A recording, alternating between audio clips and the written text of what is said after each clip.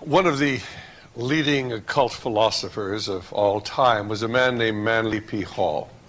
And in his classic book, The Secret Teachings of All Ages, he said that you can trace the history and the presence of the occult organizations throughout history by simply looking at pictures or looking at books or looking at woodcuts or looking at architecture, because they use logos, they use symbols.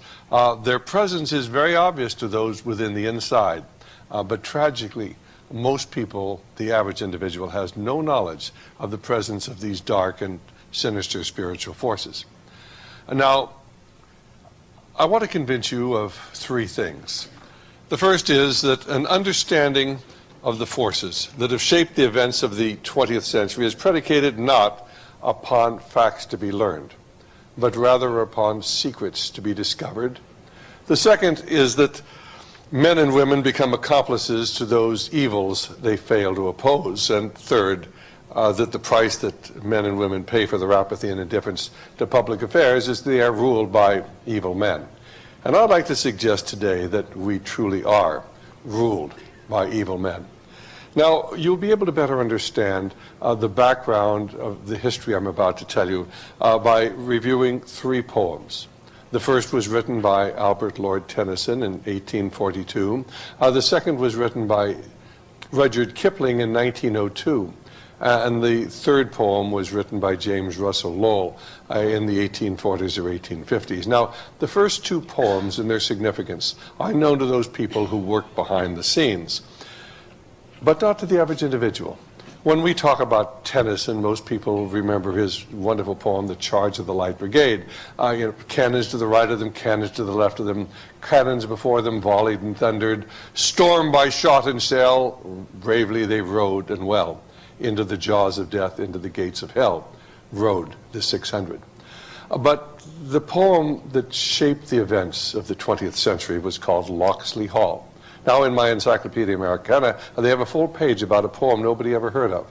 But believe me, the people on the inside, those people who understand the unfolding of world events and are making them happen, understand the significance of this poem. And this is what Lord Tennyson wrote, what Alfred Lord Tennyson wrote.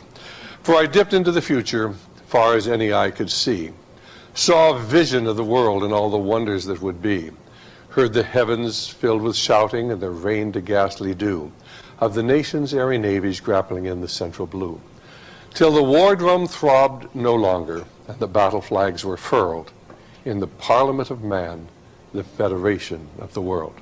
And that's what it was about. This idea of the Parliament of Man, the Federation of the World, the establishment of a world government. Now, the ideas that Tennyson put forward in this poem captured the imagination of subsequent generations of people. One of them, of course, was a professor who would be teaching at Oxford University in 1870. His name was Professor John Ruskin. And, of course, this professor was a disciple of Plato, an avowed communist and socialist, and he thought this was a wonderful idea, and he passed this information on to many of his students. Students then were shaped the events that would occur in the early part of this century. Another man was a gentleman named Edward Bellamy. And Edward Bellamy wrote a book that was published in 1888 entitled Looking Backward. Now, this was a fascinating book because it was no sooner published than Bellamy clubs sprang up all over Great Britain and all over the United States, pushing the socialist utopia that he described. And basically, this is a story of an Englishman who fell asleep in 1888, I guess it was, and slept until the year 2000. He took a sedative. It was very effective. He woke up in the year 2000, and he described what the world would be like in that world that we are approaching, and approaching very, very rapidly. And he commented at that time that an American credit card will be just as good in Europe as gold once was. Now, remember, this was written 111 years ago today, at the present time. 111 years ago, Bellamy knew what the future held. Could you imagine people, even at the turn of the century or in the 50s, saying an American credit card will be just as good in Europe as gold once was? He described what had happened is that the corporations kept getting bigger and bigger and bigger, and the corporations began absorbing other corporations until there was just a great trust that ruled everything. The great trust and government, the great corporation and the government controlled everything and provided for every person from the cradle to the grave, and everybody was just so very, very happy. A wonderful utopian view of history. And of course, what Edward Bellamy wrote is, "For I dipped into the future far as any eye could see, saw a vision of the world and all the wonder there would be, till the war drum throbbed no longer and the battle flags were furled in the Parliament of Man and the Federation of the World." It was just 5 years after Bellamy wrote that when Andrew Carnegie published his book, Triumphant Democracy. Now, those of you who are victims of a liberal education, as I was, probably look upon Andrew Carnegie as a robber baron. But actually, he took the vast fortune that he'd accumulated when he sold U.S. Steel to J.P. Morgan, and he invested that in foundations and endowments which were to bear his name, to convert America from a free into a socialist society. And so there won't be any question when we talk about socialism. Socialism is a sincere, benevolent, idealistic concept by which the government provides for everybody, from each according to their ability to each according to their need, and regulates the lives of people. But in truth, socialism has to have force. Somebody's got to be in charge. And what happens is you replace a free society with a feudal society because everybody is controlled by government. The government is controlled by politicians. Politicians are sold by those of great wealth. And you move from a society that evolved from England under the Magna Carta to these ideas of individual liberty, and then were suddenly dramatically changed. They became America, this dream of people being free under God. We destroy that concept and we supplant it with this idea of an all-powerful government that regulates people from the cradle to the grave. And so it was that Andrew Carnegie, in his book, Triumphant Democracy, wrote, and just look at the part that's underlined, where he says, "The Parliament of Man and the Federation of the World have already been hailed by the poet, but these mean a step much further in advance of the proposed reunion of Britain and America." 151 years after Alfred Lord Tennyson wrote the poem Locksley Hall, this editorial appeared on the pages of the Wall Street Journal. It's written by Arthur Schlesinger. It's entitled Bye Bye Woodrow.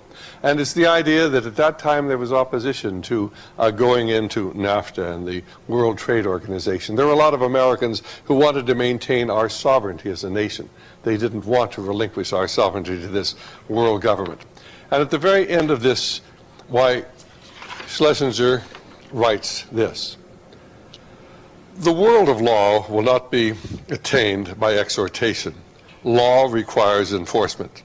Let's not kid ourselves that we can have a new world order without paying for it with blood as well as with money. Maybe the cost of enforcements are too great.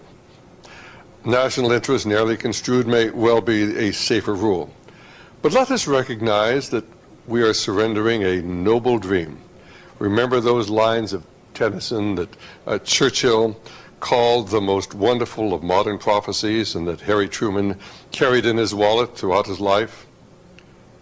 For I dipped into the future, far as any eye could see, saw a vision of the world and all the wonder that would be, heard the heavens filled with shouting and the rain to ghastly dew of the nation's airy navies grappling in the central blue, till the war drum throbbed no longer and the battle flags were furled in the Parliament of Man, the Federation of the World." Now, if you read what Arthur Schlesinger Jr. has written, you'll notice he refers to Churchill. Churchill embraced this idea. Well, why did Churchill embrace this? Wasn't Churchill the great champion of the British Empire? And why did Harry Truman embrace this idea? Wasn't he dedicated to America? And then if you go back and you remember what happened during Harry Truman's administration, why Eastern Europe went communist. Now everybody wants to say, oh, well, that was FDR, the agreements he made with Stalin, but Harry Truman said it best when he said the buck stops here. The buck stops with the president. And it happened on his watch and he could have stopped it. But under his watch, we turned Eastern Europe over to the communists at the end of the Second World War. And then, of course, we turned China over to the communists. And what most people have forgotten is how the communists happened to take China. Well, in 1948, 47, and 49, there was a policy in our State Department to do everything they could to undercut General Chiang Kai-shek, who led the nationalist government, and bring communism to power. And if you go back and you read the McCarran Committee reports, which we have and which we make available to anybody who would like to have them, why the Senate committee found that General Chiang Kai-shek had been undercut by American policy, which put an arms embargo on General Chiang Kai-shek, so he couldn't buy weapons anywhere in the world, and even the weapons he had already bought and purchased, which were on Okinawa and other Pacific islands, he couldn't get his hands on. And so it wasn't that he was ever defeated in battle. He didn't lose the Civil War. There wasn't any war. He just retreated about 3 weeks ahead of the Chinese communists who were advancing because they had nothing to fight with. Well, Congress was very upset about that. It looked like China was going to go communist, and here our boys had fought a war to allow the people of the world to determine the type of government they wanted. So Congress appropriated $125 million, which today would be probably $1 billion, $1.5 billion, for weapons for Chiang Kai-shek. But the State Department kept the ships laden with the weapons in port in San Francisco and Los Angeles for a year and a half. And when the ships finally arrived in China after the communists controlled the nation, they broke open the cases why the bolts didn't fit the rifles and they were therefore useless. We brought communism to China, you see, and it happened under Harry Truman's watch. And the question is, why did that happen? Well, before the evening is over, I hope you'll understand why that happened. Because there are people who have a different vision of the world than you and I. They believe in the Parliament of Man and the Federation of the World. The second poem I encountered when I was teaching and living in South Africa. At that time, my son was attending the University of Cape Town Medical School, and I went down to visit him, and I noticed up on the hillside at the base of Table Mountain, that great flat-top mountain that towers over Cape Town, a monument. I'd never seen it before, and so we decided to walk up and see what it was. It looked like a small replica of the Lincoln Memorial with the vertical pillars and a flat top, but of course this was not in marble, it was in gray granite. And we trudged up the long, dusty path and came to the base of the stairs leading up to the monument itself. And on either side are these great granite lions guarding the entranceway. And you get inside past the pillars, and there's nothing there but a great pedestal. And on top of the pedestal, the bust of a man about twice life size, with a stern look on his face and hollowed-out eyes that follow you wherever you move, for you've dared to enter his sanctuary. But engraved in the granite on the pedestal beneath the bust are these words: "The intense and brooding spirit still shall quicken and control. Living, he was the land, and dead, his soul shall be her soul." And, of course, you have to understand that that was the eulogy that was read at Cecil John Rhodes' funeral in 1902. It was written by Rudyard Kipling, his close friend and associate. And what most people do not understand is that to quicken is to come back to life after death. And Cecil Rhodes still lives on. His shadow hangs long over Africa and Europe. And the movement that he began dominates the country in which you live today. Because Cecil Rhodes had a dream of the Parliament of Man, the Federation of the World, of creating a secret society that would one day bring about a world government.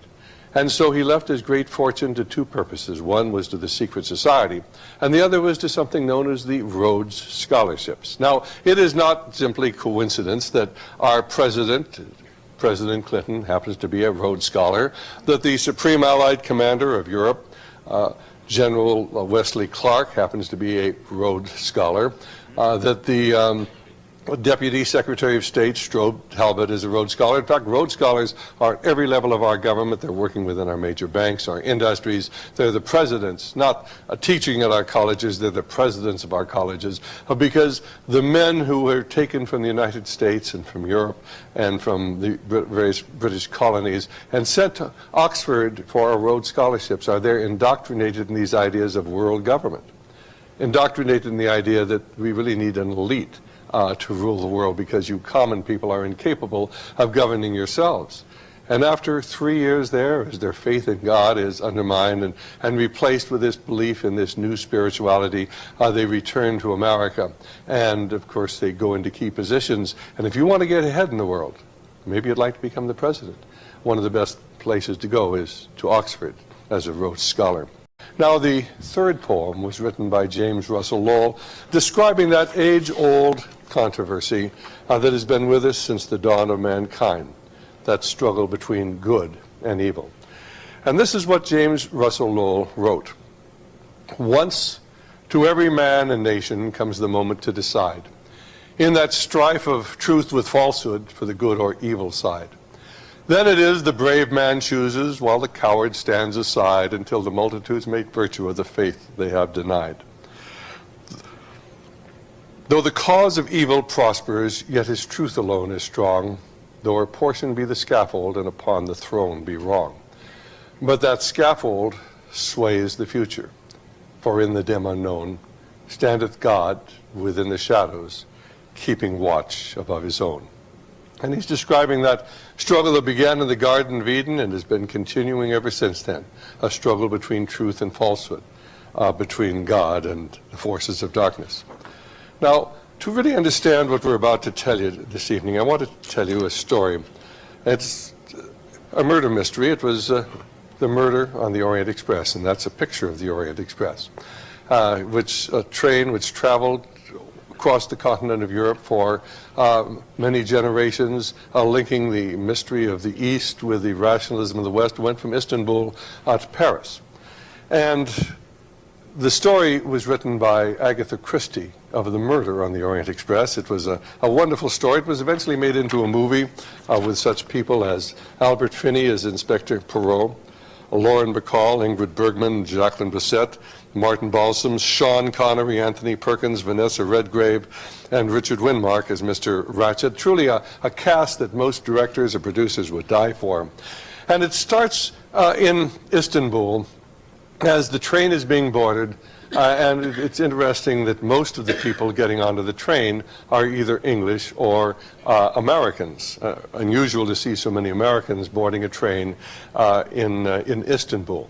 Monsieur Poirot is a world-famous Belgian detective. He's world-famous because he's a character in many of Agatha Christie's mystery stories, and he always solves the mystery. Well, as the story begins, why the train is beginning to move westward, and Mr. Ratchet, played by Richard Widmark, and he's truly a despicable man. To meet him, obviously, is to come to dislike him. He engages Mr. Poirot in conversation, and he says to Monsieur Poirot, I believe my life is in danger. I'd like to have you guard my life on the train. I'll give you $5,000. And Monsieur Poirot said, I am not the bodyguard. I'm a detective, world-famous detective, not interested in $10,000, $15,000. I'm not interested. The train goes into a tunnel, the screen goes black, and suddenly, as the train emerges, why, Mr. Ratchet is gone. But that very evening, Mr. Ratchet is murdered. He's obviously overdosed. He is stabbed 12 times, and Monsieur Poirot is engaged by the president of the line that controls the Orient Express to solve the murder, so it won't in any way reflect on the train. After all, it's pretty bad for business if people are murdered on your train. And so Monsieur Poirot goes into the murder scene, and he finds clues. I mean, there are all sorts of clues there. And his comment is, there are too many clues here. There are too many clues. And in some respects, that's what we really see as we look at what's going on in America today. There are too many things happening. There are too many clues. There are too many causes of what's going on. There's something known as cognitive disassociation or cognitive dissonance. And it's a concept that if you feed too many ideas into people's minds, they can't think effectively. They did this with Pavlovian dogs years ago. They would train them to salivate in response to a buzzer. And, of course, they sound the buzzer, the dog would salivate. Then they train him to salivate in response to a bell, and he would salivate. And then they'd train him to salivate in response to perhaps a bong or something of the sort, or scratching. And And then they'd do them all together, and he couldn't think, because our minds can only accept so many things going on at one time, and the dog would go over and curl up in the corner of the cage and do nothing. And you have to understand, in many respects, this is what's happening to the American people.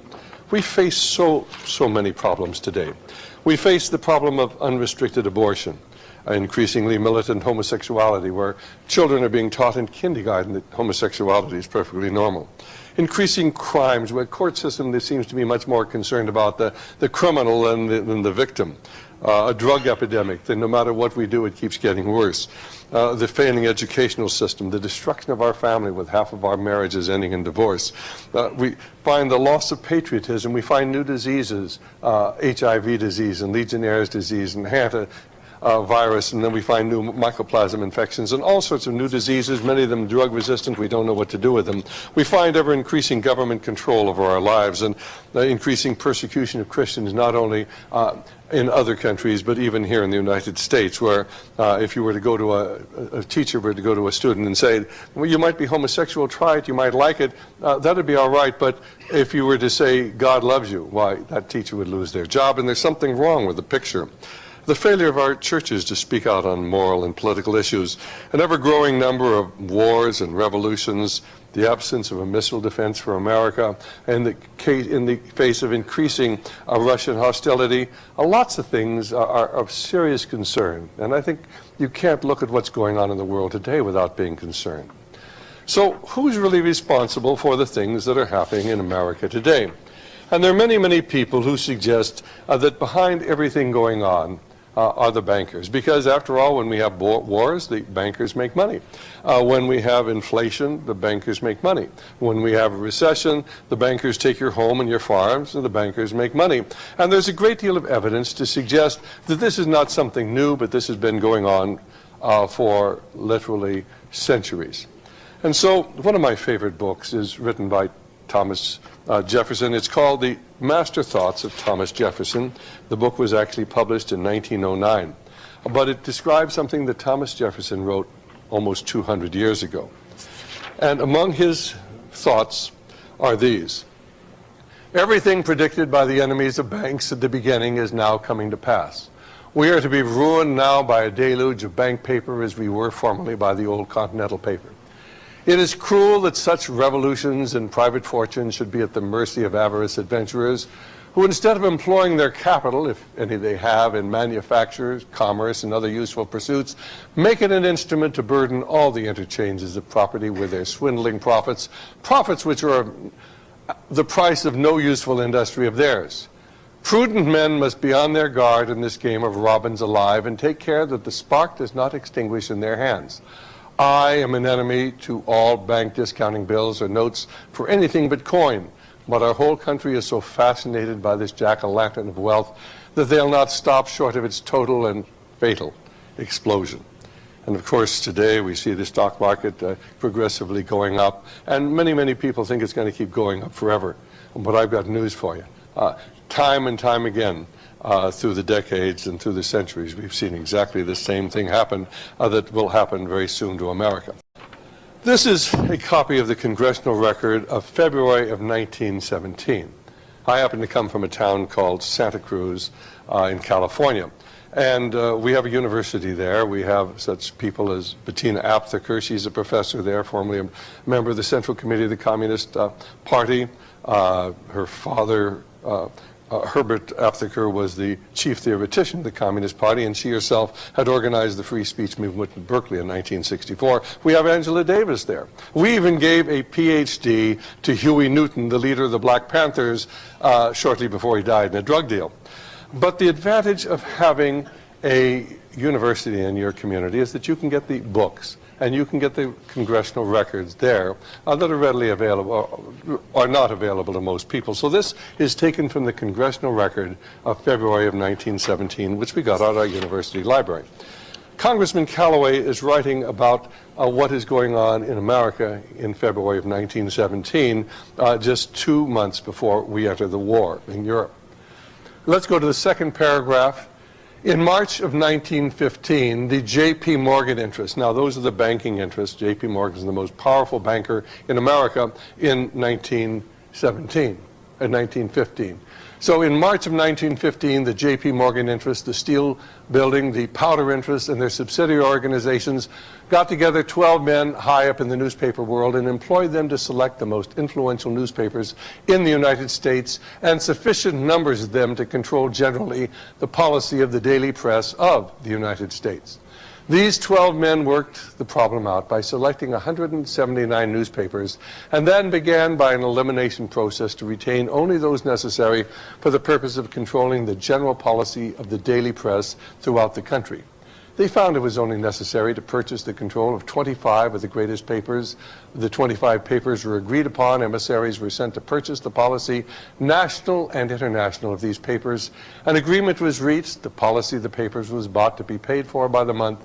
An editor was furnished for each paper to properly supervise and edit information regarding the question of preparedness, militarism, financial policies, and other things of national and international nature considered vital to the interests of the purchasers.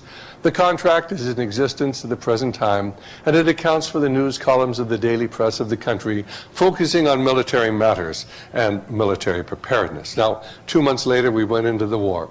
How did they get the American people to go to war in 1917, in a war that had no relationship to the United States? Well, they did it with atrocity stories, of course. And you control the press, and they wrote stories about how the Belgian women were being raped and ravaged by the Belgian soldiers, how the Belgian women had their breasts cut off, and how the German soldiers were cutting off the hands of little Belgian boys.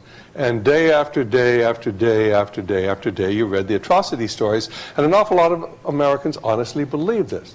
Now, I talked many years later to a gentleman who'd volunteered for service to go with the American Expeditionary Force to Europe to fight those terrible Germans who were committing these horrible atrocities. And, of course, by the time he reached Belgium, most of his friends were dead. And he got there, and there were no little boys with their hands cut off. There were no women who had been raped. It was all a lie.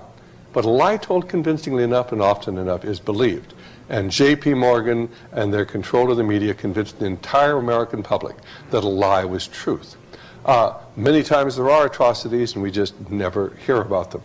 Most of you may very well remember when we were going into Desert Storm, because, of course, the Iraqis had moved into Kuwait, and the stories about those wicked Iraqi soldiers who went into the hospital in Kuwait City and took the little babies out of their bassinets and threw them on the ground and bayoneted them. I don't know how many of you remember those stories, but this was in the press at that time. There wasn't any truth to it. But they made it up, it became the reality of the American people, and it somehow justified our getting involved in Desert Storm. One of the other interesting things that we find about bankers is that a letter I found in Colonel House's papers when I went back to Yale University in 1980. And Colonel House's papers are at Yale University. Now, Colonel Edward Mandell House is one of the most important individuals of the 20th century. He's probably the single most important American of the 20th century. And you'll learn a lot more about him as we progress through the evening. But this letter was written by Franklin Delano Roosevelt on White House stationery to Colonel House. And on the second page, written in November of 1933, why President Roosevelt wrote, "I had a nice talk with Jack Morgan the other day." Now, that's the son of J.P. Morgan. He's now dead. And then he goes on to say, "The real truth of the matter is, as you and I know, that a financial element in the larger centers has owned the government ever since the days of Andrew Jackson, and I'm not wholly accepting the administration of W.W." That's Woodrow Wilson. So the president is writing to Colonel House saying the bankers have controlled America for going back to Andrew Jackson. That would be about 1832 when Andrew Jackson came into the presidency, and this was written in November of 1933. This little book, Secrets Revealed, written by Dr. Dennis Cuddy, who I feel is the finest researcher we have in the United States on these matters. And here he takes references to articles both in the New York Times and in the Washington Times, and he comments from an article on August 5th, 1995 in the New York Times, and he simply quotes them, "In a small Swiss city sits an international organization so obscure and secretive, control of the institution, the Bank for International Settlement, lies with some of the world's most famous and least visible men. The heads of 32 central banks, officials able to shift billions of dollars and alter the course of economies at the stroke of a pen. On June 28, 1998, the Washington Post published an article about the Bank for International Settlement titled, "At Secret Meetings in Switzerland, 13 People Shaped the World's Economy," which described these individuals as this economic cabal, this secretive group, the financial barons who control the world's money supply. And there is a great deal of evidence to suggest that the force behind everything going on in the world today is indeed the bankers. But there are other people who say, no, it's not really the bankers. The real force behind what's going on in the world today is an organization known as the Council on Foreign Relations. Because you see, most of the leading bankers in the United States just happen to belong to the Council on Foreign Relations, but here the industrialists belong as well, and the people who control so much of our government. In fact, since 1953, all but one Secretary of State have come from the Council on Foreign Relations. All but one Deputy Secretary of State have come from the CFR. All but one Director of the CIA, and every Chairman of the Federal Reserve System, and 6 of our last 9 presidents. Certainly it must be the Council on Foreign Relations. That is the center of everything going on in the world today. In 1979, no less a person than Barry Goldwater, in his book With No Apologies, commented on this fact, and he noted that when we change presidents, it is understood to mean that voters are ordering a change in national policy. Since 1945, 3 different Republicans have occupied the White House for a period of 16 years. 4 Democrats have held this most powerful post the world has to offer for a period of 17 years. With the exception of the first 7 years of the Eisenhower administration, there's been no appreciable change in foreign or domestic policy direction. When a new president comes on board, there's a great turnover in personnel, but no change in policy. An example, during the Nixon years, Henry Kissinger, CFR member and Nelson Rockefeller's protege, was in charge of foreign policy. When Jimmy Carter was elected, Kissinger was replaced by Zbigniew Brzezinski, CFR member and David Rockefeller's protege. Now, you would think if a person of Barry Goldwater's stature wrote about such things that everybody would hear about it. But amazingly enough, these things are seldom, if ever, quoted, even by many of our so-called conservative leaders. Now, there are other people who will tell you, well, this is all well and true, but the real force in the world is not the Council on Foreign Relations, it is the Bilderbergers. And of course, the Bilderbergers are made up not only of the leaders of the United States, but the leaders of Europe as well. And you'll find in the Bilderbergers why the leading bankers of Europe, the leading socialists of Europe, the leading capitalists of Europe. Strange to find the capitalists and socialists working together in an organization. Many of the leaders of the various political parties, the people who are about to become president or become prime minister. In fact, it is said that Bill Clinton was actually selected at a Bilderberger meeting back in 1991 and 1992. He was selected to replace George Bush. Now, it is not coincidence that both George Bush and Bill Clinton, who ran for the presidency, one a Republican, one a Democrat in 1992, both of them belonged to the CFR at one time, the Bilderbergers and the Trilateral Commission. Well, Phyllis Schlafly wrote a book in 1964. It's called A Choice Not an Echo. And in that book, she said this. Several years ago, the author of this book stumbled on a clear evidence of that very powerful men actually do meet to make plans which are kept secret from American citizens. While visiting at Sea Island, Georgia, this writer discovered the details of a secret meeting on nearby St. Simon's Island, Georgia, held at the King and Princess Hotel, February of 1957. The most elaborate precautions were taken to prevent Americans from knowing who attended this secret meeting or what transpired there. And then she goes on to say, the participants at the St. Simon's meeting were some of the biggest names in American politics, business, and the press. As described by an eyewitness observer at that meeting, those who came were not the heads of state, they were those who gave orders to the heads of state. In other words, the kingmakers. Well, there are others who say, well, you know, that's all very well and good, but it's really not the Bilderbergers. It's an organization known as the Trilateral Commission, because the Trilateral Commission is actually made up not only of the leaders of Europe and the United States, it's also made up of the leaders of Asia as well. In fact, Barry Goldwater on page 280 of his book, With No Apologies, basically said this. He's talking about the implications of Governor Rockefeller's presentation have become concrete proposals advanced by David Rockefeller's newest international cabal. A cabal is sort of a secret organization of the Trilateral Commission. Whereas the Council on Foreign Relations is distinctly national in membership, the Trilateral Commission is international. Representation is allocated equally to Western Europe, Japan, and the United States. It is intended to be the vehicle for multinational consolidation of commercial and banking interests by seizing control of the political government of the United States. Let me read what Barry Goldwater said again. It is intended to be the vehicle for multinational consolidation of the commercial and banking interests. In other words, all throughout the world, they're going to seize banking and commercial interests, but they're going to do it by seizing control of the political government of the United States. Well, that's a pretty strong statement. You would think that people would be talking about that. Anybody wanted to seize control of this political government of the United States, that suggests they really want a dictatorship, or maybe they already have a dictatorship.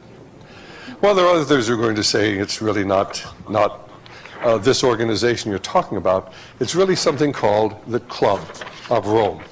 And you can actually pull this logo down off the internet site where we got it. And what I'm about to show you comes from the Club of Rome's internet site on the web. And basically, their statement is that their purpose is to act as an international non-official catalyst of change. Now, this is taken from their website below. Another new development was the decision to invite prominent world figures who share the club's concern to become honorary members, although their positions may prevent them from taking a public stance, as in the case of the Queen of the Netherlands or the King and Queen of Spain. They can and do give valued moral support. Among the others are former President Gorbachev, former President Richard von Weizsäcker of Germany, the first president of newly democratic Czechoslovakia, Václav Havel, the president of Hungary, the president of Argentina, etc., etc. Here, some of the most wealthy and powerful men in the world meet to plan the future. Among the leaders of the Club of Rome is a man named Maurice Strong. Now, those of you who have studied this will well recognize that Maurice Strong is one of the most powerful men in the world, but he's always working within the shadows. A man who never graduated from high school, and yet by the time he was 21 had a very important position in international finance. By the time he was 31, he headed one of the large financial corporations and financial advisory companies, a multi-billionaire, the man who is today the senior advisor to Kofi Annan, the Secretary General of the United Nations. Now, you probably believe Kofi Annan is the Secretary General and leads the United Nations, but he is simply a figurehead for the man who really runs the UN. His name is Maurice Strong, a member of the Club of Rome. And Maurice Strong, of course, it was the first Secretary General of the First Earth Summit in 1972, the second Secretary General of the Earth Summit in 1992, and the Secretary General of the Third Earth Summit in 1997. He has, of course, put out the Global Biodiversity Assessment Report, which really calls for the total disruption of Western civilization. He's been quoted as saying the only way to save the Earth is to destroy Western civilization. He has a little farm in Colorado. It's called Baca. About 100,000 acres there, where occultists from all over the world meet. They have witches, they have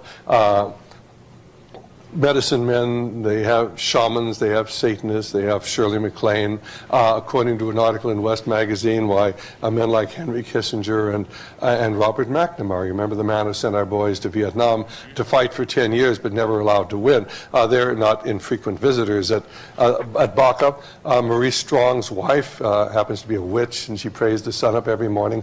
A strange situation that this man, as a great capitalist, is working so closely with Mikhail Gorbachev. In fact, the two of them are writing something known as the Earth Charter, a plan for the world and for your future. And you might wonder why the former head. Well, there are other people who will tell you that you really are mistaken. It's really not a capitalist conspiracy at all. It is a communist conspiracy. And this book, The Masters of Deceit, written by J. Edgar Hoover about 1960, gives an excellent overview of what communism is all about. And of course, at that time, communism controlled about a third of the world's population, a quarter of the world's landmass. And J. Edgar Hoover quotes Khrushchev at that time. In June of 1957, Nikita Khrushchev, the Soviet Communist Party boss, was interviewed before a nationwide American television audience, and with calm assurance he stated, "I can prophesy that your grandchildren in America will live under socialism. And please don't be afraid of that. Your children will not understand how their grandparents did not understand the progressive nature of a socialist society." Now, isn't it interesting that Khrushchev would say your grandchildren will live under socialism, not under communism? But you have to understand that every communist works for socialism.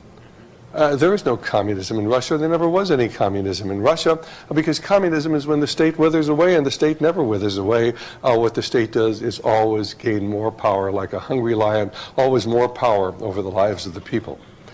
Now, perhaps to better understand what we're speaking about, I'd like to tell you about a book called New Lies for Old. Many of you, if you listen to Barbara Walters, Tom Brokaw, or Dan Rather, may have heard that there is no longer any communism in the world, that we won the Cold War. Communism is dead. And if that indeed is true, then why do 1.2 billion people live in communist China? And there's communism in North Korea, there's communism in Vietnam, there's communism in Cuba. In fact, I used to live in Africa, as I mentioned earlier, and the communists there control Rhodesia under Mugabe. They dominate South Africa, and if Nelson Mandela is not a communist, he'll do to one comes along. I've seen him with his raised clenched fist in front of the communist flag. He surrounded himself by communists. The man slated to replace him indeed is a communist. Southwest Africa is controlled by a dictator named Neto. Angola is controlled by the communists, and we've recently brought Kabila to power in Zaire, and Kabila is a communist. So what's wrong with this idea that communism is dead, or maybe it is all a myth? Well, let me tell you a little bit about this book. It was written by Anatoly Golitsyn, who was a major in Soviet planning.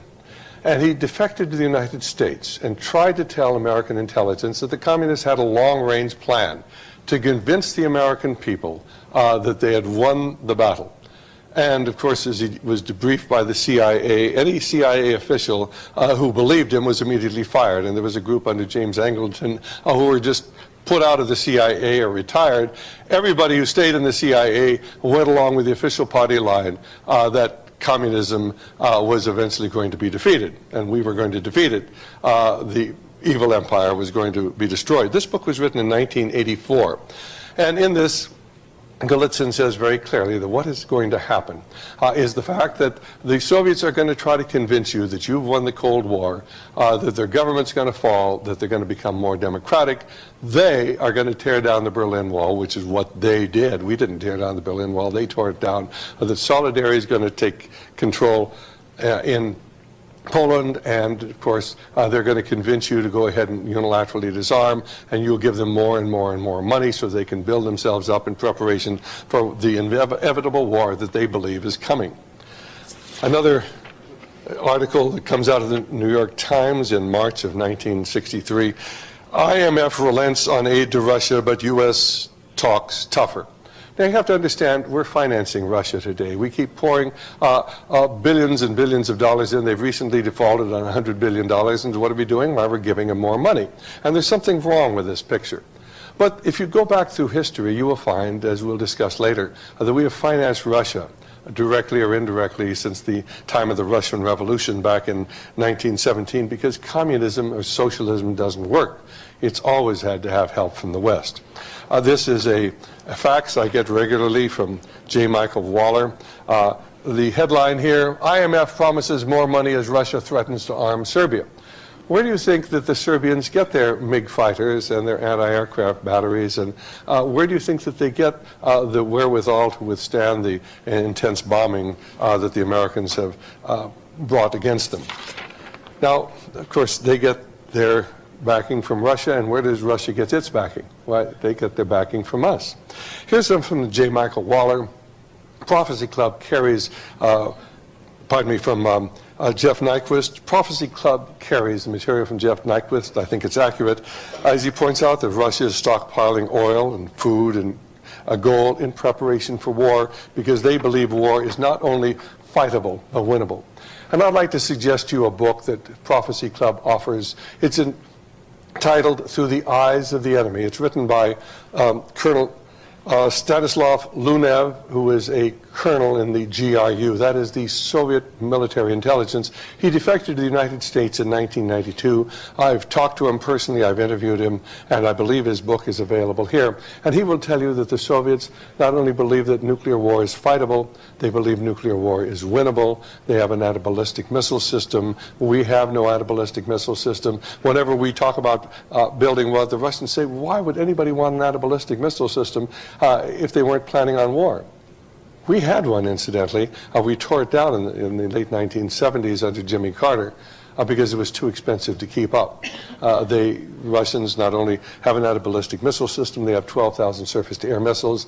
They have a plan by which they can detonate a nuclear device in the stratosphere if missiles are coming in aimed at them and can deflect them. They have a program by which they can release what is referred to as brilliant pebbles. They're like little shotgun pellets from fighter planes in case missiles are aimed at them. They have a defense for themselves. They have an extensive civilian defense system with underground caves in which the entire population, or most of the population, be protected, and we have nothing comparable here in the United States. And according to Stanislav Lunev, why the Soviets are preparing for war. But of course you're not hearing about that. Now, here's another fact that comes in. Chinese officials compare global trade to economic war. Beijing demands technology transfers from U.S. companies. And there's been a great deal of talk about the Chinese stealing this or that or the other thing from us. Ladies and gentlemen, we've been helping China for years. You honestly believe that Bill Clinton gave all these military secrets to the Chinese communists for a few $100,000 donations? This is simply to draw your attention away from the fact that we brought communism to power back in 1950. And we have helped them at every turn since then. And you really have to understand what this is about.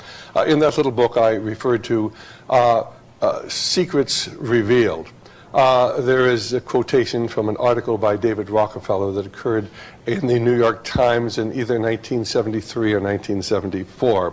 And we actually have copies of it if you'd like to get this, in which David Rockefeller talks about the Chinese Revolution. And he said the social experiment in China under Chairman Mao's leadership is the most important and successful in history.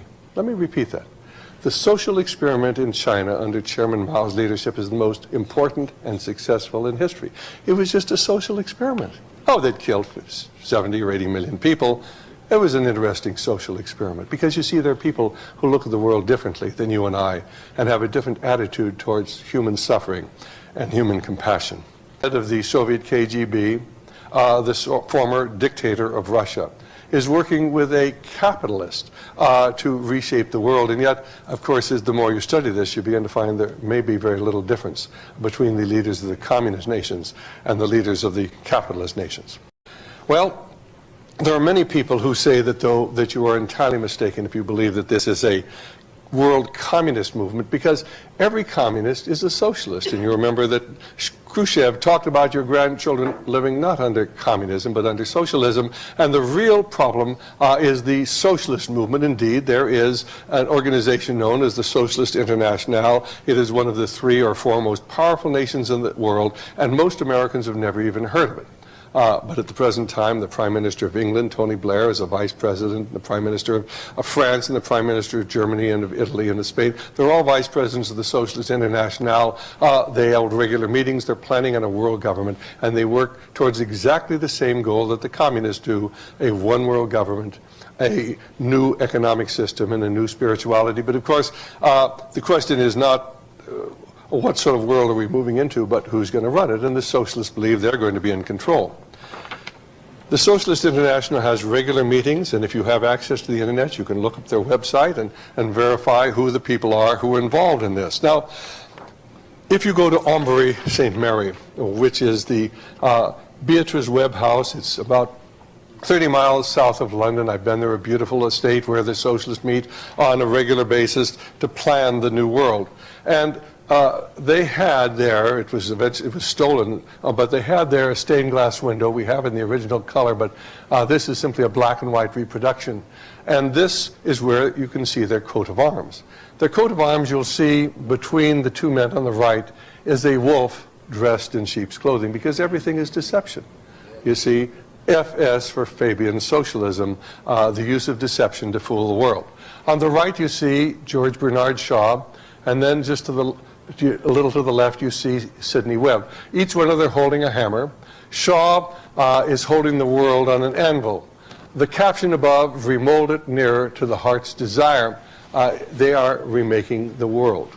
Now, then below you see, pray devoutly, hammer stoutly. And so they are going to simply remold the world. That's what it's really all about. And below you see all of these men kneeling before a list of books, among Plato's writings, and the great philosophers, because these men worship reason rather than God. And on the left you see H.G. Wells thumbing his nose at everything going on. An excellent book, The Great Deceit, written by a man named Zygmunt Dobbs. And Zygmunt Dobbs was the number 2 man in the CIO. That was the Coal Workers Union, second only to John L. Lewis.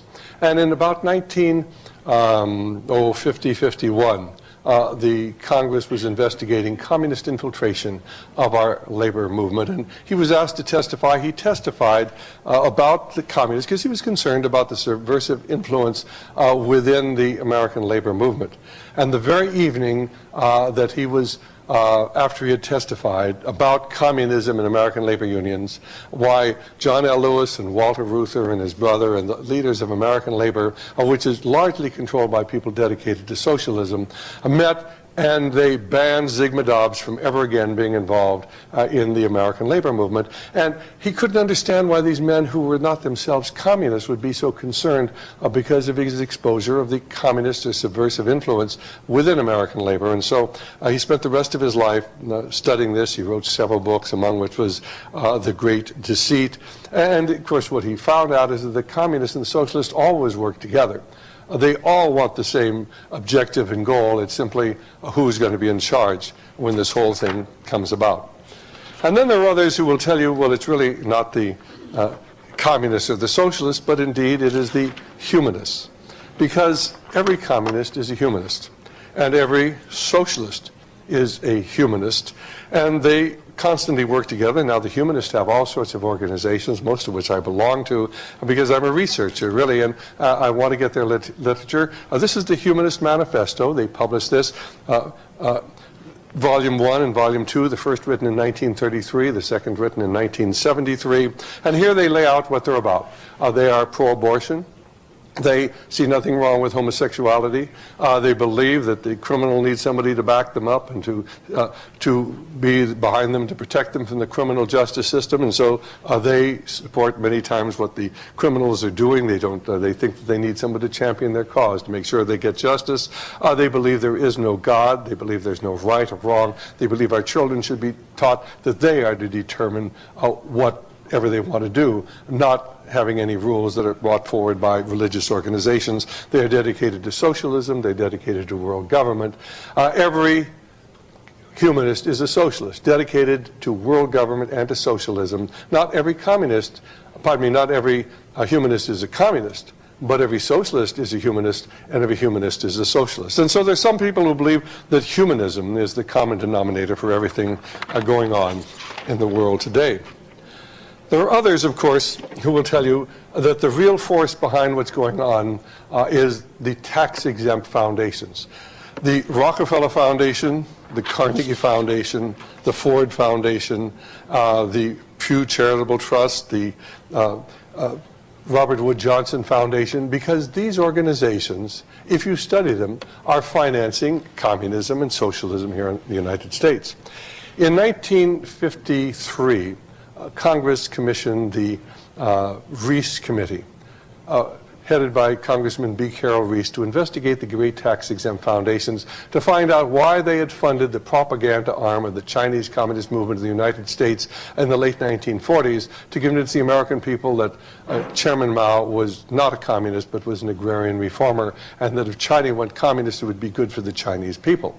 And what they found out, of course, is that the great foundations were working not only to back the Chinese communists, they were actually funding the communist movement in the United States, and the socialist movement in the United States had infiltrated our educational system. They had put their people into key positions in many of the major universities. They had rewritten our textbooks. They had rewritten our encyclopedias. There was an interplay between our government and the foundations, and one example would be Dean Rusk.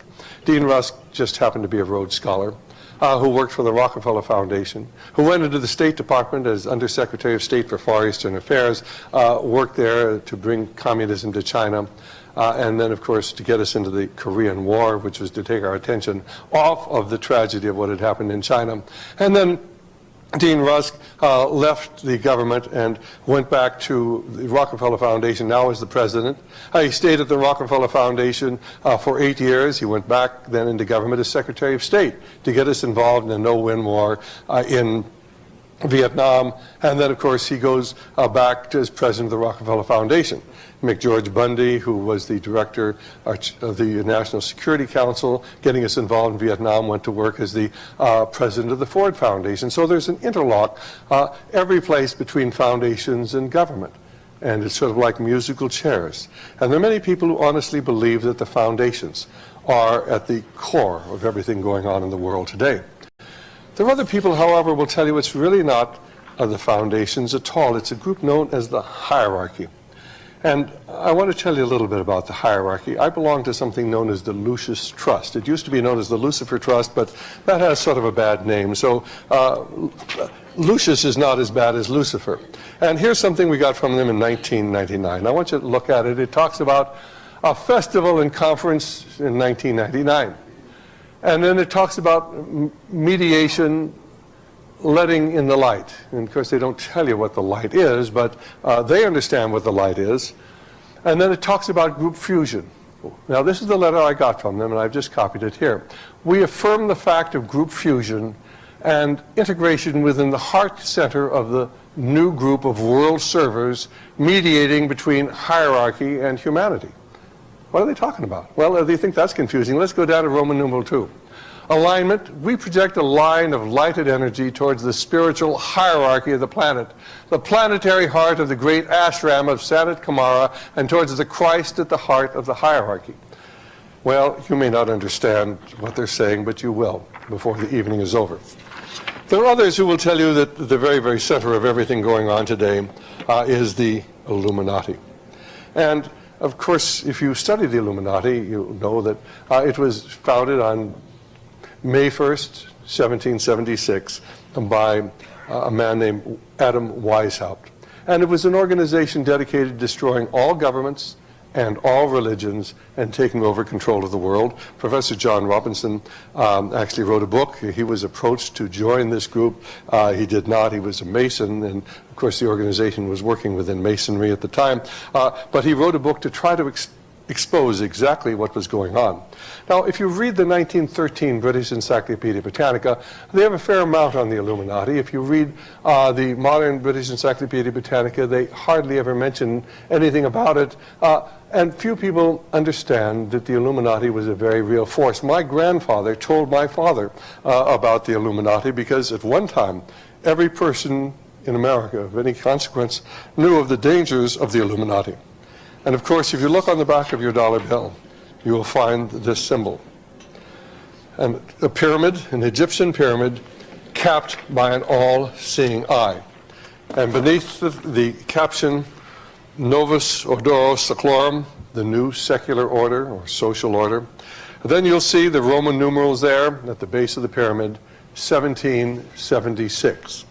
And of course, the people who believe this is the symbol of the Illuminati will tell you that that refers to the date that the Illuminati was founded May 1st, 1776, not to the 1776 July 4th, when America was formed as an independent state.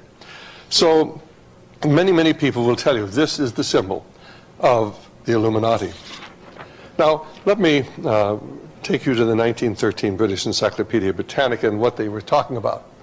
Another and obscure body of Illuminatis, or Illums, came to light in the south of France in 1722 and appear to have lingered until 1794, having affinities with those known contemporaneously in this country as French prophets, an offshoot of the Camisards. Of different class were the so-called Illuminati, better known as the Rosicrucians, who claimed to originate in 1422, but rose into notice in 1537, a secret society combined with the mysteries of alchemy, the possession of esoteric principles of religion. Their positions are embodied in 3 anonymous treaties of 1614, a short-lived movement of Republican free thought to whose adherence the name Illuminati was given, was founded on May Day 1776 by Adam Weishaupt, professor of canon law at Ingolstadt and ex-Jesuit. The chosen title of this order or society was Perfectibilitas. Its members pledged to obedience to their superiors were divided into 3 main classes. The first included novices, Minervals, and lesser Illuminati. The second consisting of Freemasons, ordinary Scottish and Scottish Knights. The third of mystery class comprising 2 grades of priests and regent and of Magnus and of king.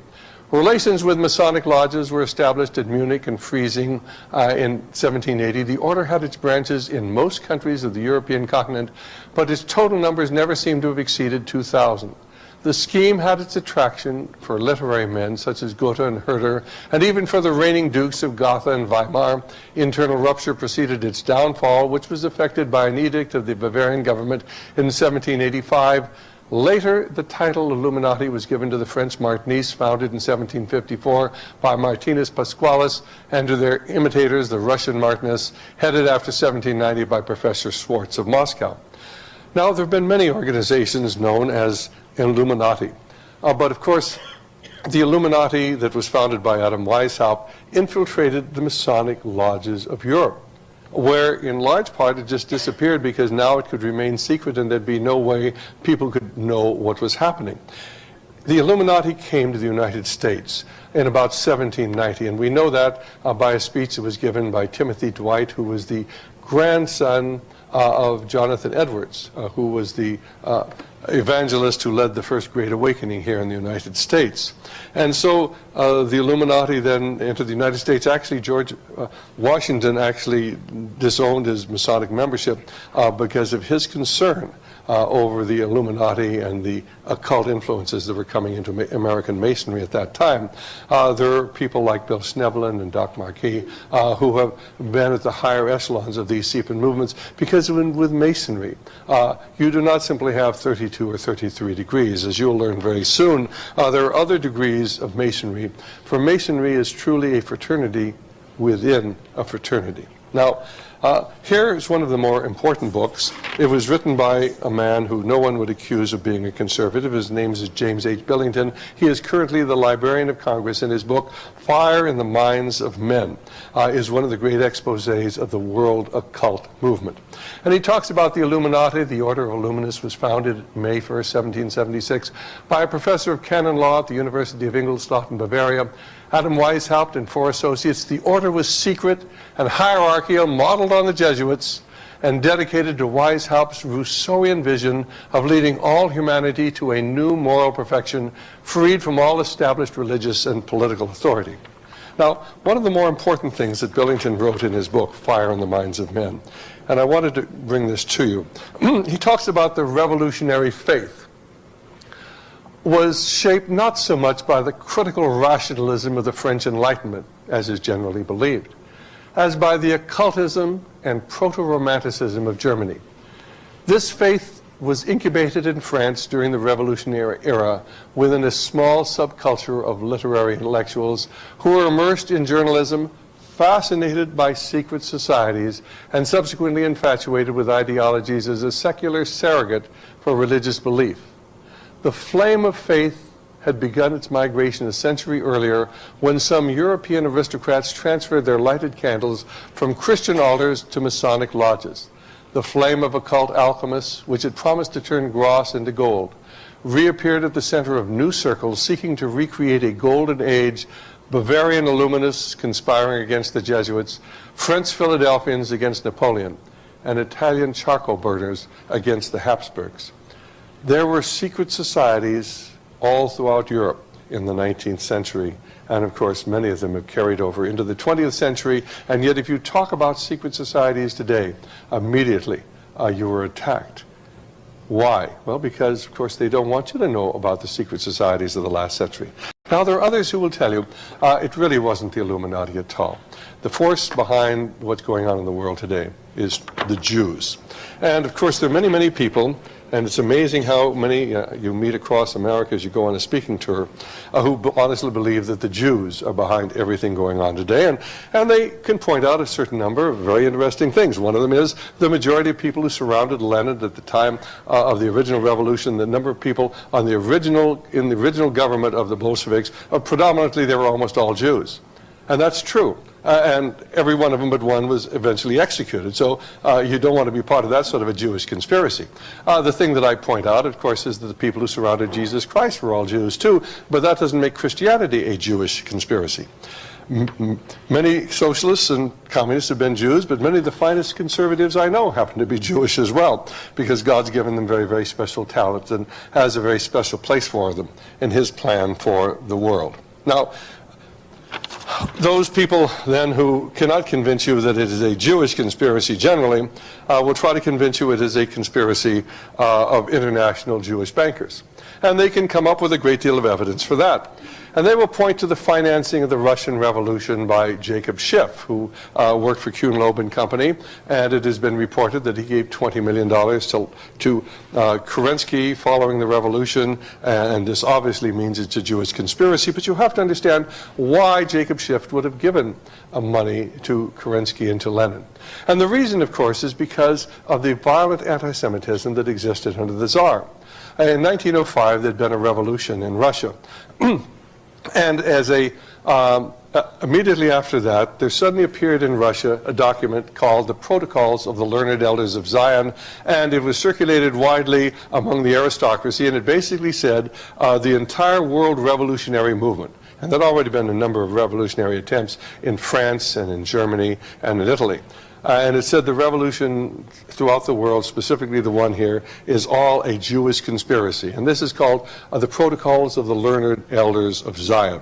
And of course, because it was accepted by the Tsar and they began having an organized effort to destroy the Jewish population, they had something known as pogroms, and they would go in and just destroy Jewish villages and kill everybody there. And this was sanctioned by the government, and it was because of that that Jews throughout the world hated the Tsar and hated what was going on there.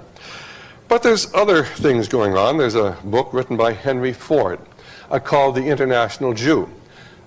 Many Jews today will not buy a Ford motor car because of Henry Ford's anti-Semitism, though he's long since gone. But he used the Dearborn Independent to push anti-Semitism. And, but there are a couple of interesting things about Henry Ford. One is that Henry Ford built up Hitler's military potential, and there were Ford motor plants operating in Germany both before and during the Second World War, providing the war materials for Adolf Hitler. Henry Ford was given the highest award any civilian could be given by the Nazi government. But what most people never stop and think about is that Henry Ford also built the Gorky truck plant and car plant in Russia, in communist Russia. He put Russia on wheels. And during the Vietnam War, I've been told that many of the flyers, seeing the trucks driving down the Ho Chi Minh Trail carrying the weapons that would be used to kill American boys in South Vietnam, those trucks looked very much like Ford motor trucks. And they looked like Ford motor trucks because they were Ford motor trucks. They were built by the Ford plant at Gorky with technology that had been transferred from America by the Ford company. Then, of course, there are the writings of Winston Churchill. Now, Winston Churchill has always had a good press, or almost always had a good press, and yet during the 1920s in the London Times, he wrote a great deal of anti-Semitic material claiming that the Bolshevik Revolution was entirely a Zionist revolution, pointing to the Jews as being responsible for all the troubles of Europe, troubles that threatened to spread to the West. Winston Churchill, you remember we talked about in our opening remarks. He thought that those lines of Tennyson were the most noble ever written. You remember, the Parliament of Man, the Federation of the World. And Winston Churchill, to understand what's going on today, is to understand Winston Churchill. Most of you who've probably never studied the history of the First World War don't remember Gallipoli. But Gallipoli was in Asia Minor, and Winston Churchill was the Lord of the Admiralty of Great Britain, and he ordered an attack on Gallipoli. Now, it was a strip of land adjacent to the mountains, and had the British Expeditionary Force ever gotten off the beaches, they never could have done anything because there was nothing behind them but mountains. You could never have gotten through them. And yet, he ordered this. The men were put ashore. 150,000 British soldiers died or were wounded at Gallipoli. 150,000 Turks were wounded at Gallipoli. A senseless slaughter of human life, and many people for some years after the First World War remembered. That was Winston Churchill. Winston Churchill had insisted on it, one of the great military disasters of all time. One of the people I really enjoyed meeting in my 37 years I've been involved in researching what's going on was General Albert Wedemeyer.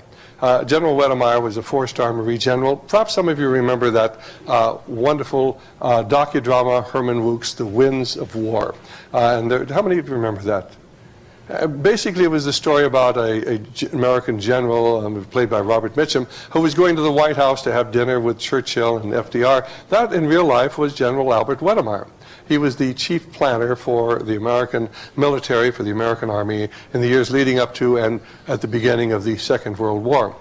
And I spent several weekends with him, a great deal of time.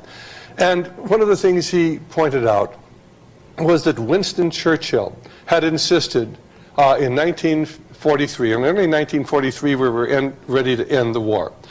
We had the men, we had the material, and General Wedemeyer wanted to attack the enemy. That was Germany. Winston Churchill didn't want to attack the enemy. He wanted to attack North Africa. And, of course, they had a marked disagreement over this, and Winston Churchill prevailed upon Roosevelt to send General Wedemeyer off to India to be banished because he wouldn't go along with the idea of invading North Africa, which accomplished absolutely nothing other than to kill a lot of people, bypass North Africa, go after the enemy. And then after we attacked North Africa, we attacked Sicily. And then after we attacked Sicily, we attacked Anzio. And then we fought up the little narrow boot of Italy where we could never possibly make a breakout, losing, tens of thousands, hundreds of thousands of men. The interesting thing, we lost more men at the invasion of Anzio than General MacArthur lost in all of the invasions of all of the islands in the South Pacific. Why didn't Churchill want to end the war? Why did he insist on the bloodletting at Gallipoli and in North Africa? Why didn't he end the war? Well, before the evening is over, of course, we'll give you the answers to that. The Protocols of the Learned Elders of Zion. I don't know how many of you have ever had an opportunity to read this, but if you ever have the opportunity, let me suggest that you don't bother to read it. And the reason that you shouldn't read it is because it's so convincing. It really is. It is a totally evil document. It will tell you that according to this, that the Jews are going to gain control of the gold of the world. The Jews are going to gain control of the educational system and dumb down the people who are not Jewish. They refer to them in this document as the Goyim. And that they are going to take over the entertainment. They're going to destroy the morality of the people. And they are going to begin working towards this world socialist government. They're going to work within the Masons. It's a very, very convincing document because you'll see a lot of truth in it. The trouble is that it wasn't written by the learned elders of Zion. There are a number of books that go into this, and I recommend them to you if you're interested in documenting what I'm about to say. A book by Norman Cohn, Warrant for Genocide, and a series of books by James Webb, The Occult Conspiracy, The Occult Hierarchy, The Occult Underground, point out that the protocols were written by somebody associated with an organization known as Theosophy and smuggled into Russia. where they were translated into Russian. They were originally written in French, translated into Russian, and then, of course, circulated in Russia leading up to the pogroms. After the Russian Revolution, they went into Germany, and they became the basis of convincing many Germans that it was the Jews that were behind everything wrong in the world, which, of course, gave Adolf Hitler's anti-Semitic policies and the Holocaust a great deal of justification. But one of the more interesting parts of the protocols, the story of the protocols, centers around a man named Colonel Edward Mandell House. And I talked to you about him a little earlier, and I showed you the letter that Franklin Delano Roosevelt had written to him in November of 1933. Actually, when I went through Colonel House's papers at Yale back in 1980 on several occasions, I came across this. This is the protocols of the meetings of the Zionist men of wisdom. It is, for all intents and purposes, a copy of the protocols of the learned elders of Zion, but it's different than any other translation because the wording is different, although the ideas are the same, the paragraphs are the same, the wording is different. It is a different translation than any that I know that's available in the West. And so where did it come from? I mean, the original one was in French, and of course then it went into Russian, translated into Russian, translated into English by a man named Victor Marsden, and circulated in America. And that is not this translation. This is a different translation. Now, Colonel House was very active in 1905 when this first went into Russia. Why did Colonel House leave this in his papers, knowing that someone in the future would find it and would comment on it? I've read a great deal about Colonel House. I've never once seen any mention of the fact that he left a copy of the protocols. He wrote a book in 1911. It was called Philip Drew Administrator. In that book, he laid out the plan for the establishment of a dictatorship in America using many of the ideas from the protocols of the learned elders of Zion. He wrote the book anonymously, and one of the things that he did was to leave a clue so that people would be able to figure out who wrote the book. But he would never admit that he was the author, at least until about 1920 or 21. He said, let's have a meeting at Mandell House. Well, his name was Edward Mandell House, so it was pretty clear who was actually had written the book. But he liked to do things like this. Colonel House had some very, very strange powers. He controlled the President of the United States. And people at that time were always curious, how was he able to control the President of the United States? A fascinating book, My First 83 Years in America, was written by Ambassador Gerard, who was the American ambassador to Germany during the Second World War. During the First World War. And Ambassador Gerard tells us that by 1915 the Germans wanted to end the war. You remember it started in 14 and went to 1918. But by 1915 the Germans, February 1915, they wanted to get this war over with. And of course it was accomplishing nothing. And so he was approached. He wrote to President Wilson and said, now's the time to enter negotiations. We can be the intermediary. We can bring peace, stop the war. And he doesn't get a letter back from the president. He gets a letter back from Colonel House that says, it's not time to stop the war. The British don't want to stop the war. And furthermore, all future correspondence between you and the president will come through me. And Ambassador Gerard writes in his book, I mean, where did this guy come up? Where did he come from? He was never elected. He was never appointed by the Senate. He has no standing at all, and yet he directs me that I can't contact the president who appointed me. I have to go through him.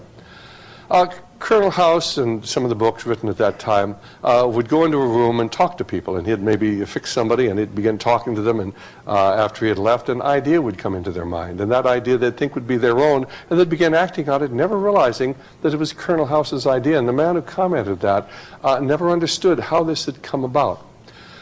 One of the more interesting things about Colonel House is his diary, and the reason I went to Yale is because I wanted to read his diary, and I had read all of the summaries of the diary. 4 volumes I have, the intimate papers of Colonel House, written by Charles Seymour. But I was reading things that other people had written that had come from the diary that weren't included in what was available at that time for the diary in 1980. And so I went to Yale University and found out that the diary had been given to Yale in 1923. It had been covered a period from about, perhaps 1911 to 1923 on almost a daily basis. Colonel House kept this diary, and then he had a proviso that it would not be available for public scrutiny until 50 years had passed, so that was 1973, 1923, 1973 would be available. Immediately it was bought up by Times Mirror Company and copyrighted so it could be published, and then never published. And to this very day, it's never been published. When I was there in 1923, they allowed me to copy it because they were sure that it was going to be available, and printed at any time. Although they were going to put it on microfiche, and I don't know how many books you've ever read on microfiche, which is little transparencies you flash up on a screen. But one of the fascinating stories that they told, and Colonel House writes this, he said, I had lunch with Clemenceau. Now, Clemenceau was the Prime Minister of France. And this is about 1919 when they're working on the Treaty of Versailles. And Clemenceau was very worried about the communist revolution because the communists were saying, we are going to destroy the West, we're going to get revolutions in Europe, and we're going to overthrow capitalism. The communist leaders were saying this, Lenin was saying that. And so Clemenceau was saying, we better put these communists down before something happens. But Colonel House said and wrote, but I was able to convince Clemenceau that nothing could be done to put down the communists militarily. And then I had lunch with Orlando. He was the Prime Minister of Italy. And he had the same views. He wanted to do something about communism. I was able to convince him that we could do nothing about communism. And then he writes, I knew what I told them wasn't true. I knew with a small mercenary unit and a few battalions of artillery we could put down the communists, but I didn't want Clemenceau and Orlando to know that. Now, why would this man, who was not a communist, want communism to survive? It really, in many ways, doesn't make sense. And how was he able actually to convince these leaders of the world of something that wasn't true and that he knew wasn't true? How was he able to control both Woodrow Wilson, who said I would never make a decision without the advice of my good friend Colonel House, and President Roosevelt? How was he able to do it? Well, let's go to a fascinating book written by my friend Ed Griffin. And the reason I put this up here is because it has some sections in it from a book entitled British Agent, written by Bruce Lockhart. Bruce Lockhart had been sent to Russia after the Russian Revolution by a man named Lord Alfred Milner. Now, remember I told you earlier that Cecil Rhodes had left his vast fortune he'd accumulated by taking control of the diamonds and the gold mines of South Africa, and leaving it for a purpose, two purposes. One, a secret society, and the other for the Rhodes Scholarships, the Rhodes Trust. Upon Cecil Rhodes' death in 1902, control of the Rhodes Trust was taken over by a man named Lord Alfred Milner, who by 1917, 1918 was the most powerful man in England, but always working behind the scenes, never elected to office, but the man who really controlled what was going on. And he sent Bruce Lockhart, Lord Alfred Milner sent Bruce Lockhart to Russia to work with the communists who had just taken control. And of course, Lockhart writes that one of the strange things, he could never understand why it was that Lenin, the dictator of Russia, seemed to be so subservient and almost condescending, going along with anything that was suggested to him by American capitalists who were there. In fact, many of these seem to be related to the American Federal Reserve System. And he never understood why such things were going on. It didn't seem right that Lenin, the communist, would be so concerned working with the capitalists.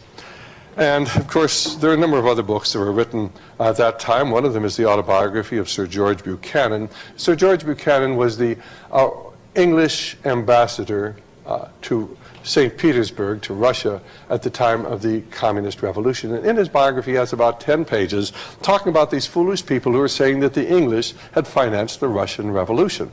And, of course, he poo-poos the idea. But as you read what he has to say, you begin to say, well, gee, the French thought it happened, and this one and that one. And there's a great deal of evidence out there that the British were involved in financing the Russian Revolution to overthrow their ally in the First World War, which really didn't make sense because, of course, if Russia got out of the First World War, it would release the German troops from fighting on the Eastern Front so they could come to the West and kill more Britishers. But a lot of things in this whole story really don't make sense. The second book we list is Tsarism and Revolution, written by a Russian general who claims that Lord Milner was responsible for the Russian Revolution, the first revolution when Kerensky came to power. Then, of course, one of the most fascinating books is the bottom one, General Wrangel's Memoirs. And, of course, General Wrangel was the commander of the Army of the South, a white Russian army that was opposing the communists. And, of course, the Russian people did not want communism. They didn't want this kind of ruthless government that they saw even being enforced in St. Petersburg and other areas that the communists controlled. And so the Russian people were solidly behind General Wrangel, and he was winning battle after battle after battle. And he made one great tactical error, the same error that General Chiang Kai-shek was to make some years later. General Chiang Kai-shek became dependent upon America. General Wrangel became dependent upon the British for his supplies. And of course, he writes in his memoirs that, first of all, he buys airplanes. He's able to collect taxes from the people in the area he occupies, and he buys airplanes. And what do the English do? But they sabotage his airplanes. And then they come to him and they say, you will withdraw, or we'll cut off all of your ammunition and supplies, and all of your men will be killed because they'll have nothing to fight with.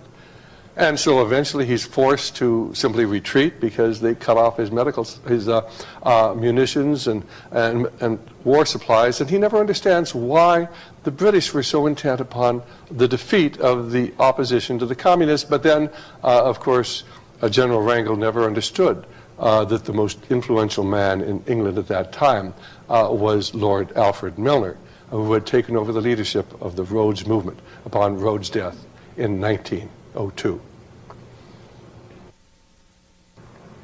Well, then, who does really control the Jewish banks of the world? Well, we could take Lazard Brothers in Great Britain. Certainly a very Jewish-sounding name, and yet for many, many years the CEO of Lazard Brothers was a Lord Brand. Name doesn't mean much to you, but you remember I told you about Lord Alfred Milner, who had taken control of the Round Table group, the Front for Cecil Rhodes' Secret Society. Well, upon Milner's death, the leadership of the Round Table group, which was the front for that secret society, was taken over by Lord Brand, who actually led the Round Table up until the 1960s. We have here in the United States Lazard Brothers, certainly a very Jewish-sounding bank, and yet, pardon me, Lehman Brothers here in the United States, and yet for many years Lehman Brothers was headed by a Greek named Pete Peterson, who just happened to be the director of the Council on Foreign Relations. And of course, the Goldman Sachs here in the United States, Goldman Sachs right at the present time has 5 Rhodes Scholars in key positions in banking. So much of what you have heard about the Jewish influence in banking really is not so. Now, there are many, many people, of course, who will try to convince you that the real culprit is the Catholic Church, specifically the Jesuits. And they will suggest that the Jesuits operate as a secret society, and it is the Jesuits' influence in South America that has led to the liberation theology and many of the revolutions there. And they're firmly convinced the Catholics are behind everything going on, or if not the Catholics as a whole, then the Knights of Malta, which is a rather secretive group made up of Catholic males. On the other hand, many of the Catholics will tell you that the real force behind what's going on in the world today are the Protestants, specifically a secret Protestant organization known as the Masons. And of course, there's a great deal of evidence to suggest that this is actually correct, because you will find, for instance, that most of America's founding fathers were Masons. The majority of the men who signed the Constitution were members of the craft. Washington, D.C. was laid out in a Masonic pattern, and those of you who've seen Bill Schneblin's videos will actually see pictures of Washington, D.C. and find out the street pattern is laid out in Masonic symbology. Every major building in Washington, D.C. has a Masonic plaque on it. But the most significant thing is that Freemasons controlled the United States Supreme Court from 1941 to 1971. And during that period of time, they took God out of our schools. Because, you see, the Masons worship the great architect of the universe, the God of the Buddhist, the Brahmin, the Hindu, the Mohammedan, the Shintoite, the God of the whole world, but not the God of the Bible, because the God of the Bible is not the God of the Mohammedan and of the Hindu and of the Buddhist. And so what most people do not understand is that between 1941 and 1971, the Masons control the United States Supreme Court, begin to centralize all power of Washington, D.C., undermining the very fabric of our constitutional concept of limiting the power of the federal government. 4 of the 6 Supreme Court justices who voted to take God out of our schools were Masons. That was Tom Clark, William O. Douglas, Earl Warren, and Black. In other words, the Masons were responsible for taking God out of our schools, and they did it intentionally because they've always wanted to create a wall of separation between church and state. And I suggest that probably most of you have never heard that. It's never mentioned by conservative organizations across America, and you might ask yourself why that would be. Now, if you talk to Masons, they will point to the symbol on the back of the dollar bill, and they will tell you that is a Masonic symbol. And of course they will use this in many of their publications, and they claim that this pyramid capped by the all-seeing eye is indeed a Masonic symbol. Now, I've never met a Mason I didn't like, so how do you explain what they are doing? Well, let me tell you what Manly P. Hall has said. Now, Manly P. Hall, you remember we started our program this evening talking about Manly P. Hall, the most distinguished and important Masonic philosopher of modern times. And in his book, the Lectures on Ancient Philosophy, written in 1929, he said this: Freemasonry is a fraternity within a fraternity, an outer organization concealing an inner brotherhood of the elect. It's necessary to establish the existence of these 2 separate yet independent orders, the one visible, the other invisible. The visible society is a splendid camaraderie of free and accepted men enjoined to devote themselves to ethical, educational, fraternal, patriotic, and humanitarian concerns. But the invisible society is a secret and most august fraternity, whose members are dedicated to the service of the mysterious arcandrum, a secret or mystery. In each generation, only a very few are accepted into the inner sanctuary of the work. One of the better books on this is Behind the Lodge Door by Paul Fisher, and he tells you without any question that between 1941 and 1971, the Supreme Court was dominated by Masons in ratios of 5-4 to 8-1. During that 30-year period, the court erected a wall separating things religious from things secular. It was an epoch when prayer and Bible reading were deracinated from public education, and when decisions after decisions succeeded in prohibiting any state financial assistance to religious schools. And nobody ever talks about it, and I wonder why. Well, of course, the magazine that was put out by the Masons for many years was known as the New Age magazine. Some years ago, they stopped calling it New Age. They called it now the Shrine Journal, because there was another New Age magazine to denote a new movement within America called the New Age, or sometimes the Aquarian Conspiracy. This is a book about the Aquarian Conspiracy, about the New Age movement. You'll notice this logo on the front. If you look very carefully, you'll notice the 3 6s intertwined. And in that book, Marilyn Ferguson, who is dedicated to this purpose, tells us what it's all about. And she tells us that a leaderless but powerful network is working to bring about radical change in the United States. Its members have broken with certain key elements of Western thought. They may even have broken continuity with history. This network is the Aquarian Conspiracy. It's a conspiracy without a political doctrine, without a manifesto, with conspirators who seek power only to disperse it, and whose strategies are pragmatic, even scientific, but whose perspectives sound so mystical that they hesitate to discuss it. Activists asking different kinds of questions, challenging the establishment from within. She names among the people associated with this movement Zygmunt Brzezinski, who was actually recruited by David Rockefeller to organize the Trilateral Commission. There are others who would tell you the force behind what's going on today is truly the oligarchy, the crown heads of Europe, the Habsburg, the English monarchy, the Queen of the Netherlands, the King and Queen of Spain. And you remember that the latter 2 were part of the Club of Rome. So there seems to be almost a certain amount of incest in these various organizations. There are others who talk about the Priori of Sion, which is supposedly a secret society that traces its origins back to the Merovingian dynasties of the 5th and 6th century in southern France, outlined in a book called Holy Blood, Holy Grail, that basically says that there is a bloodline that flows through the monarchies of Europe, a royal bloodline that goes back to the House of David. Now, there are other people who say, well, the real force behind what's going on is something known as the Order of the quest. And you may not have heard of this, but it's described in a book by Manly P. Hall entitled The Secret Destiny of America. Now, most of you may have wondered where the emblem on the back of the dollar bill came from, the pyramid capped by the all-seeing eye. Basically, it came from the back of the Great Seal of the United States. It was placed on the back of the Great Seal of the United States in 1782, and then kept there secretly, subsequently, until it was put on the back of the dollar bill in 1935 by a Masonic president at the behest of a Mason who was Henry Wallace, the Secretary of Agriculture at that time.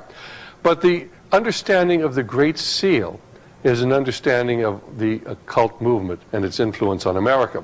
Let me tell you what Manly P. Hall tells us about the Great Seal on the back, or the emblem on the back of the Great Seal of the United States. On the reverse of our nation's Great Seal is an unfinished pyramid to represent human society itself, imperfect and incomplete. Above floats the symbol of the esoteric orders, in other words, the secret orders. The radiant triangle with the all-seeing eye. There's only one possible origin for these symbols, and that is the secret societies which came to this country 150 years before the Revolutionary War. There can be no question that the Great Seal was directly inspired by these orders of the human quest, and that it set forth the purpose of this nation. Now let me explain to you what he is in essence saying, is that the occult organizations, the secret societies, came to America shortly after the Pilgrims arrived in about 1620.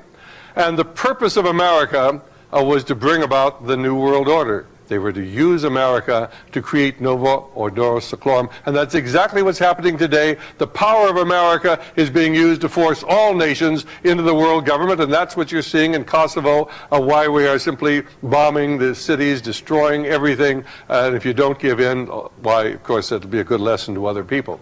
And here's Manly P. Hall, the leading occult philosopher of modern times, essentially telling you that, and the symbol on the back of the Great Seal of the United States. This was written in about 1930 or so, long before it was even put on the back of the dollar bill. The seal on the back, the mark on the back of the Great Seal symbolizes that.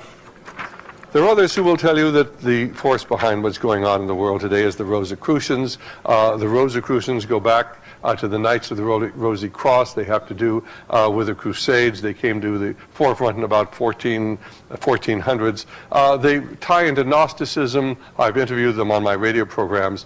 They will tell you that the Bible is all right, but what you need is the secret behind the Bible, because that will give you the power.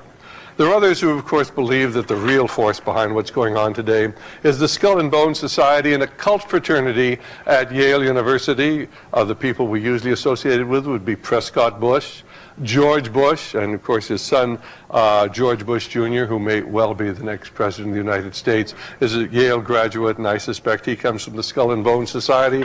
This is known as America's secret establishment. In Professor Sutton's book, he goes into the background of how all of these great families tie into what is referred to as the order: the Whitney family, Phelps family, Bundy family, Lord family, Rockefellers, Harriman, Weyerhaeuser family, Sloan, Pillsbury, Davison, Payne, Gilman, Wadsworth, Taft, Perkins, Stimson. Henry Stimson was the Secretary of War during the Second World War, member of the Council on Foreign Relations, wrote a book with a man named McGeorge Bundy. McGeorge Bundy was the head of the National Security Council when we got us into the Vietnam War. The two of them got together and wrote a book entitled On Watch, and of course both of them come from the Council on Foreign Relations. There are other people who believe what's going on today is really related to theosophy. And theosophy is a secret society that was created by Madame Blavatsky, Helena Petrovich Blavatsky, who was a Russian mystic, who organized a secret society in 1875. It has branches today in Wheaton, Illinois, headquarters, and in Ojai in California. And of course, this woman, who really did not have much of an education, wrote two of the most brilliant books. In fact, she didn't write them. They were channeled to her by a demonic spirit. One was The Secret Doctrine, the other was Isis Unveiled. And she recruited then into her organization people like Arthur Conan Doyle, who created Sherlock Holmes, William Stead, who you will hear more of shortly. Certainly her most famous disciple of the 19th century was a man named Thomas Edison, who would begin to meditate. And this is what you're taught to do when, of course, you're dealing with the occult, and come up with great ideas like the electric light, the ticker tape, the phonograph, the motion pictures. All of these were things that Thomas Edison created, and we look upon him as this great genius, and he was a great genius, but he had mystical forces. He was a dedicated disciple of Madame Blavatsky. In the 20th century, of course, her best-known disciples were a man named Schnickelgruber, who's also known as Adolf Hitler. And of course, he regularly read the Secret Doctrine. This is where he got his mystical force, his ability to control men, to hold crowds transfixed for hours, standing there in front of the chancellery as he would address them, and his ability to dominate and control so many people. Another very, very famous disciple of Madame Blavatsky was Margaret Sanger, who created Planned Parenthood, which is still working today, getting hundreds of millions of dollars every year to push their population control, eugenic programs throughout the world. Both Adolf Hitler and Margaret Sanger were dedicated to racial purity, believing that the black races and brown races and red races and yellow races were all inferior. They believed only the Anglo-Saxons were fit to rule, and they set out to exterminate them. And of course, both of them were violently anti-Semitic. And the fact that none of this is ever mentioned reflects the degree of control that today exists over what the American people think. Now, there are other people who really don't believe anything other than the unidentified flying objects, and these little critters are out there, of course, beaming their ideas down into our minds. So let me take you briefly back to Monsieur Poirot and the murder on the Orient Express.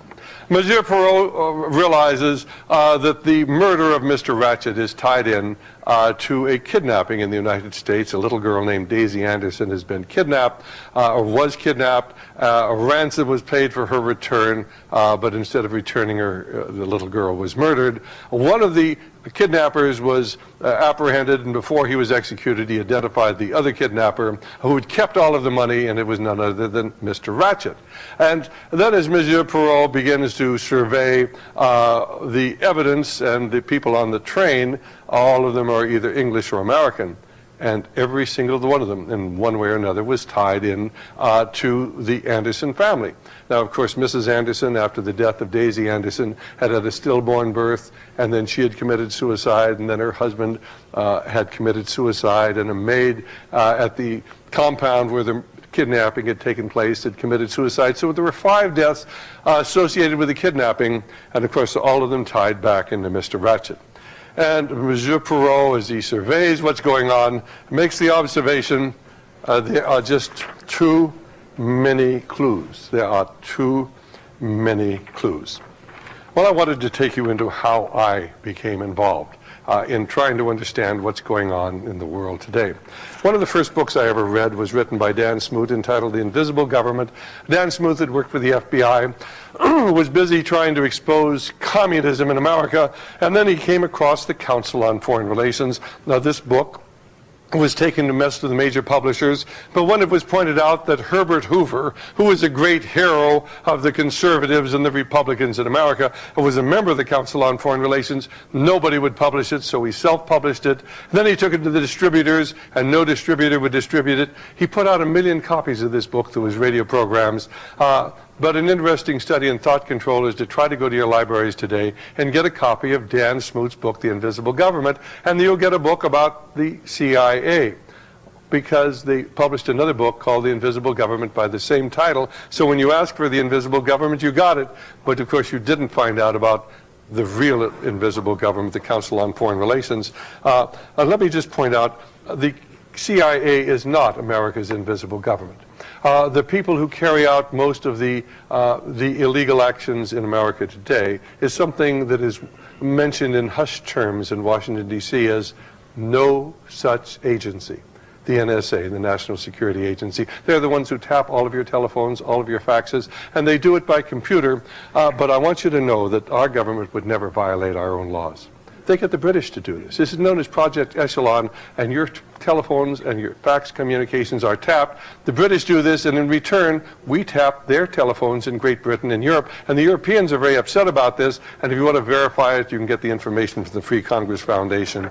Amazing, amazing the fact that most people have no idea about so much of what's going on in the world today. But of course, the most important book was written in 1966, and it was called Tragedy and Hope, A History of the World in Our Time. And it was written by Professor Carroll Quigley, who was Bill Clinton's mentor when Bill Clinton attended Georgetown University in 1966, at the same time that this book was actually published. Bill Clinton, speaking when he accepted the Democrat nomination for the presidency of the United States on July 16th, 1992, said this: "As a teenager, I heard John Kennedy's summons to citizenship, and then as a student at Georgetown, I heard that call clarified by a professor named Carroll Quigley." Well, now, why is Carroll Quigley's writing so important? Well, because he found out about the secret society. Now, this comes from page 950 of A Tragedy and Hope, A History of the World in Our Time. And most Americans, immediately after the Second World War, believed that there was a communist conspiracy that was responsible for Eastern Europe and China going communist. And the question was asked, are the communists working at the upper echelons of our government? And Professor Quigley answers that question. Now, this is 1966. This myth, like all fables, does in fact have a modicum of truth. There does exist and has existed for a generation an international Anglophile network which operates to some extent in the way the radical right believes the communists act. In fact, this network, which we identify as the Round Table groups, has no aversion to cooperating with the communists or any other group, and frequently does so. I know of the operation of this network because I've studied it for 20 years and was permitted for 2 years in the early 1960s to examine its papers and secret records. I have no aversion to it or most of its aims, and have for much of my life been close to it and many of its instruments. I've objected both in the past and recently to a few of its policies, but in general, my chief difference of opinion is it wishes to remain unknown. And I believe its role in history is significant enough to be known. And then, of course, he goes on to explain the joke. And we'll just get down here to the lower part of here. There is, however, a considerable degree of truth behind the joke, a truth which reflects a very real power structure. It's this power structure which the radical right in the United States has been attacking for years in the belief they're attacking the communists. This is really rather interesting because here they're really talking about the financing of communism in the United States. And let's just go down here to the last paragraph. Who finances the communists in the United States? The last paragraph at the bottom, the chief evidence, however, can be found in the files of HUAC, the House Un-American Activities Committee, which shows that Thomas Lamont, and he is a senior partner in J.P. Morgan and Company, his wife Flora, and his son Corliss as sponsors and financial angels of almost a score of extreme left organizations, including the Communist Party itself. Do you really think the communists in Russia have enough money to fund the Communist Party? Oh, they may have been sending some money over, but most of the money, of course, was coming from the great financiers in the United States, because we had to have an enemy to keep the conservatives, the foolish right-wingers in America, from understanding what was really going on. And then, of course, Professor Quigley tells us on page 866 what is going to happen. Regardless of the outcome of the situation, it's increasingly clear that in the 20th century, the expert will replace the industrial tycoon in control of the economic system, even as he will replace the democratic voter in control of the political system. This is because planning will inevitably replace laissez-faire in the relationship between the two systems. Hopefully, the element of choice and freedom may survive for the ordinary individual, in that he may be free to make a choice between two opposing political groups, even if these groups have little policy choice within the parameters of policy established by the experts. In other words, you can vote for whoever you want to, but it doesn't make any difference because the same policy is going to be going on. And he may have the choice to switch his economic support from one large unit to another. But in general, his freedom and choice will be controlled within very narrow alternatives by the fact that he'll be numbered from birth and followed as a number throughout his educational training, his required military or public service, his tax contributions, his health and medical requirement, and finally retirement and death benefits. Little wonder that somebody bought up Macmillan Company and destroyed the plates of this book, because the last thing they really wanted was anybody to understand what was going on in America. He talks about banking. This is page 325. This power of the Bank of England and its governors was admitted by most qualified observers. And he says in January of 1924, Reginald McKenna, who had been a Chancellor of the Exchequer in 1915-16, as chairman of the board of Midland Bank, told its stockholders, "I'm afraid the ordinary citizen will not like to be told that banks can and do create money, and they who control the credit of the nation direct the policy of the government and hold in the hollow of their hands the destiny of the people." And on page 324, he makes this statement basically about the pragmatic goals of financial capitalism had another far-reaching aim, nothing less than to create a world system of financial control in private hands able to dominate the political system of each country and the economy of the world as a whole. This system was to be controlled in a feudalistic fashion by the central banks of the world, acting in concert by secret agreements arrived at in frequent private meetings and conferences. The apex of the system was to be the Bank for International Settlements in Basel, Switzerland, a private bank owned and controlled by the world's central banks, which were themselves private corporations. Each central bank in the hands of men like Montague Norman of the Bank of England, Benjamin Strong of the New York Federal Reserve Bank, Charles Rist of the Bank of France, Hymar Schacht of the Reichsbank, sought to dominate its government by its ability to control treasury loans, to manipulate foreign exchanges, to influence the level of economic activity in the country, and to influence cooperative politicians by subsequent economic rewards in the business world. In other words, the best politicians that money can buy. And then, of course, he goes on to tell how these people backed Adolf Hitler, encouraged Adolf Hitler at every turn. But these are the sort of things that the public weren't supposed to understand. They were to think that Adolf Hitler just sort of came out of no place. What a fascinating book came out in 1972 called None Dare Call It Conspiracy, written by Gary Allen and Larry Abraham, pointing out that Khrushchev, the leader of the Soviet Union, the most powerful man in Russia, until one weekend when Nelson Rockefeller went over for a visit to Russia, and the following week Khrushchev was managing a power plant in Siberia someplace, a hydroelectric plant, and people began saying, well, maybe the force behind Russian communism has nothing to do with Russia. Maybe the force behind Russian communism really is in New York. 1975, this book came out, Wall Street and the Rise of Hitler, pointing out, of course, that it was General Motors, General Electric, International Telephone and Telegraph, Ford Motor Company, Chase Manhattan Bank, Exxon, who built up Hitler's war machine. I have in my records a letter from Ambassador Dodd, the American ambassador to Germany during the 1930s, writing to Colonel House. Everybody was writing to Colonel House. And he was saying, why is it that American corporations are building up Hitler's war-making material capacity? I mean, we just got through with a war. Nobody wants a war. Do the American stockholders know that you can't get any money out of Germany because of the exchange controls? There's no profit to be made. Why are American corporations building up the war-making capacity of Adolf Hitler? And of course, it's very simply because we were preparing for war. Now, you can, of course, read Wall Street and the Bolshevik Revolution by Sutton, going into the fact that we financed communism for its inception, national suicide, going into the fact that we financed the North Vietnamese all during the Vietnam War. We were giving money to Russia, $40 billion loans to Russia so they could provide the war material to the North Vietnamese to kill our boys. But you see, the war in Vietnam really wasn't about communism. It was about distracting the American people from the fact we were becoming a socialist nation. This is when the Great Society came about, the best enemies money could buy. Let me just take you quickly back to the murder on the Orient Express, because Monsieur Perot finally decides that there are 12 suspects. There are 12 stab wounds in Mr. Ratchet. They all did it. Every one of them had a motive, and of course it was agreed upon that this very evil man was to be eliminated. And I'd like to suggest that most of the organizations we've talked about this evening are all involved in a worldwide movement to change the world, but most people have failed to recognize what the force was behind them.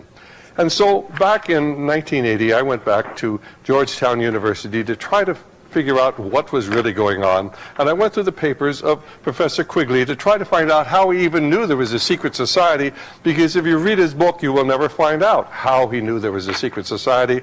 And of course, I came across his letters to Professor Alfred Zimmern, and he basically had been told about the secret society by Professor Zimmern, who was part of the secret society.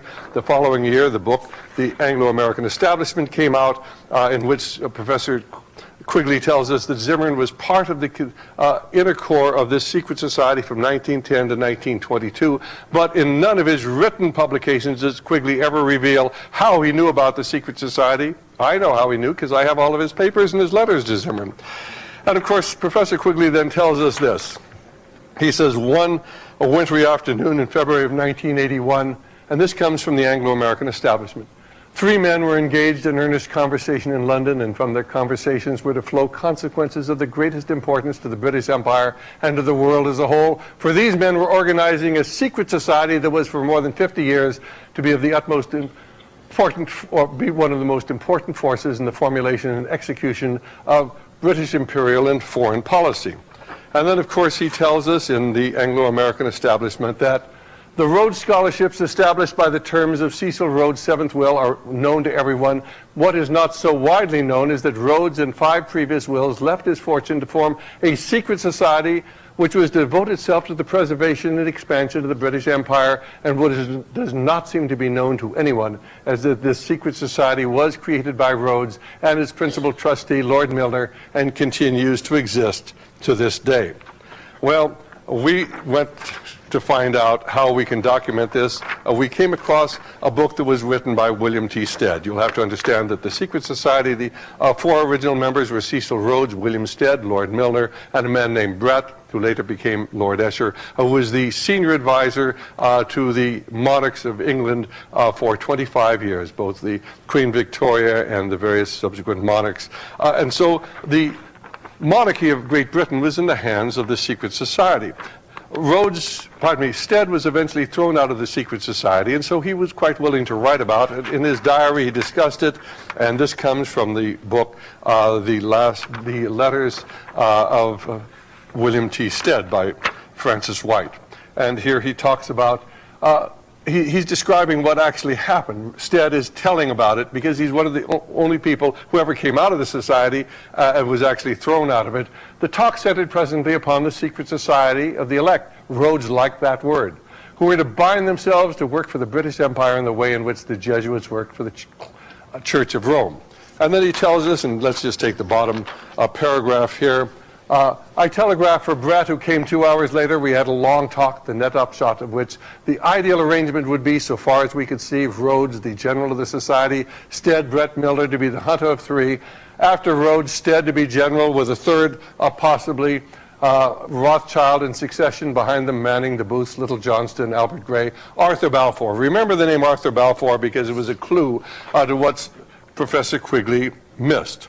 Now, among Professor Quigley's papers, we found Rhodes' Confession of Faith. We have the original, and it's available to any of you who would like to see it, at least the original copy that Professor Quigley had gotten from Milner, who had gotten it from the Rhodes House at Oxford. But this is what Rhodes wrote. In the present day, I become a member of the Masonic order. I see the wealth and power they possess, the influence they hold, and I think over their ceremonies, and I wonder that a large body of men can vote themselves to what at times appears the most ridiculous and absurd rites without an object and without an end. The idea gleaming and dancing before one's eyes like a will-o'-the-wisp at last frames itself into a plan. Why should we not form a secret society with but one object, the furtherance of the British Empire, for bringing of the whole uncivilized world under British rule, for the recovery of the United States, for the making of the Anglo-Saxon race, but one empire? Well, what of course really has been missed is the fact that Rhodes himself had gone into Masonry. And then, of course, William Stead, who was one of the 3 original members of the society, was not only into spiritualism, he was a disciple of Madame Blavatsky. And so we begin to see the occult foundations of this organization that Rhodes was creating. But Lord Balfour who eventually became the Prime Minister of England, was deeply involved with spiritualism and, of course, with the Society for Psychical Research. And what Quigley failed to realize, although this comes from page 31 and 32 of his book, is the influence of the occult on this whole movement to create a world government, because as Christians we recognize this is to become the government of the Antichrist. And so he's writing about the various blocks in Great Britain, and there were power blocks within the aristocracy. One was the Cecil block, one was the Milner block, because of course after Milner got control of all of Rhodes' great wealth, he became a power in the English aristocracy. And Quigley writes, one of the enduring creations of the Cecil block is the Society for Psychical Research, which holds a position in the history of the Cecil block similar to that held by the Royal Institute of International Affairs and the Milner Group. The society was founded in 1882 by the Balfour family and their in-laws. In the 20th century, it was dominated by those members of the Cecil block who became most readily members of the Milner Group. Now, the Society for Psychical Research, according to Dr. Quigley, was made up of Englishmen who were interested in studying the occult and the supernatural. The society was formed, of all people, by Alfred Lord Tennyson's uncle, and Lord Tennyson, who wrote about the Parliament of Man and the Federation of the World, was a member of this organization. Of course, the stated goal of the secret society of the Round Table, and you can get their publications at any major library, was to bring the kingdom of heaven to earth. But without God, man was going to accomplish this. The goal of the Council on Foreign Relations has always been to bring about a world government. Now, Cecil Rhodes had entered the Masonic Lodge. And when you enter the Masonic Lodge, and take the first introductory pledges. First of all, they blindfold you. They put a noose around your neck. They bare your left chest. You roll up your left pants leg. Take off your left shoe. Kneel before the altar.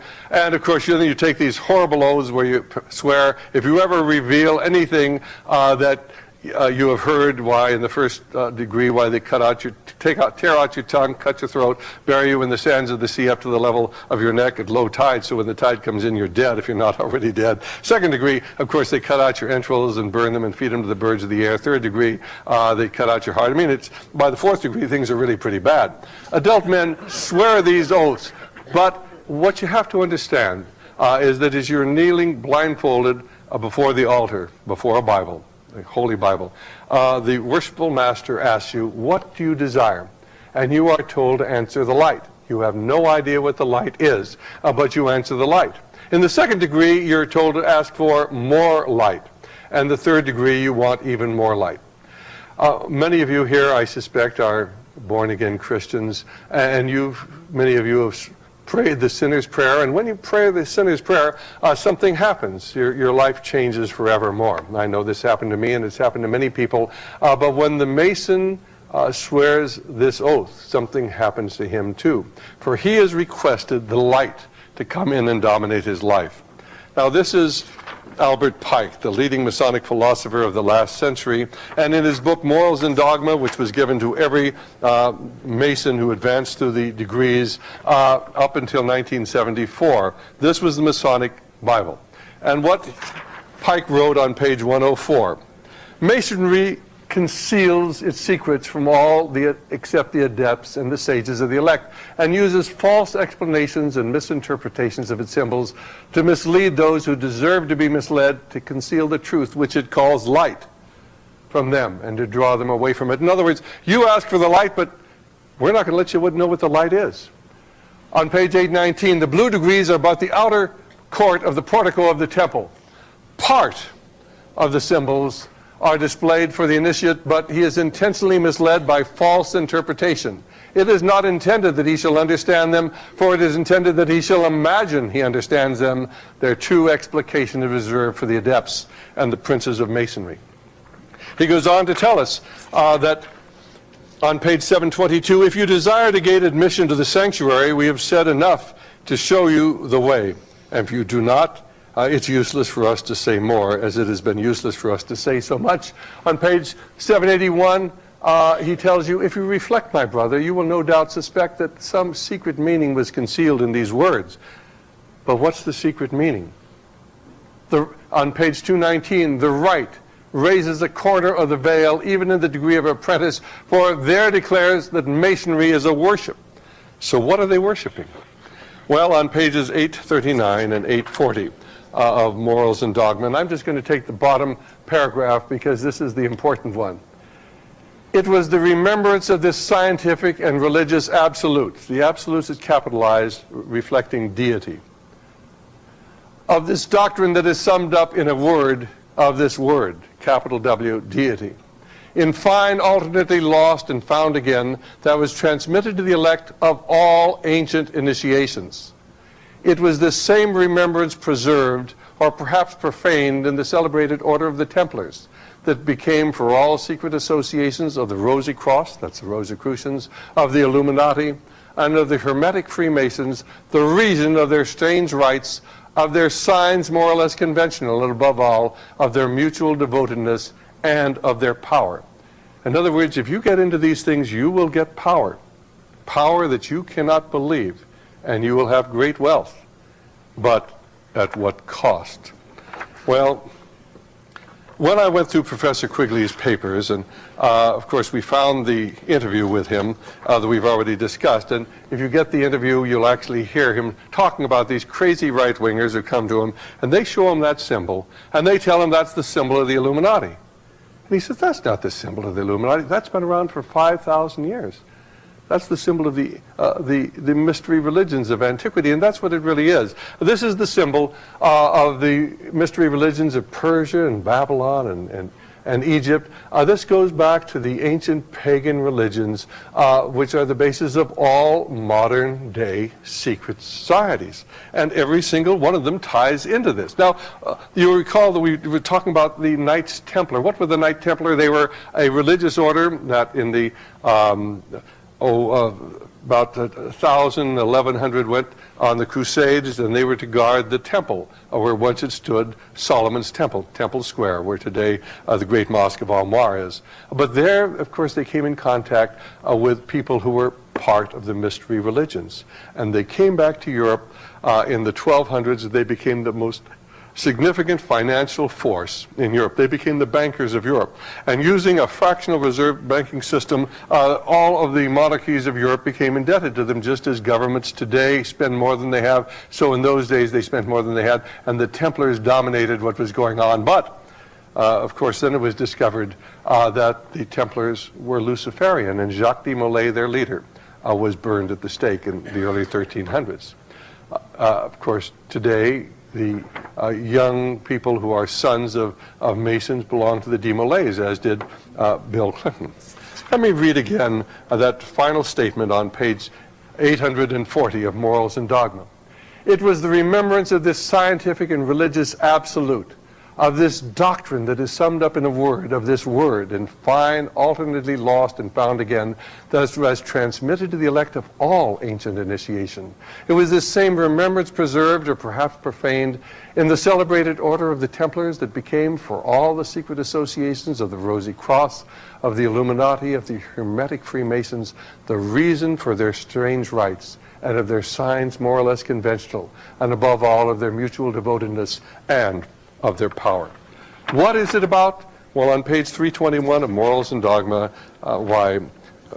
Pike lays it right out.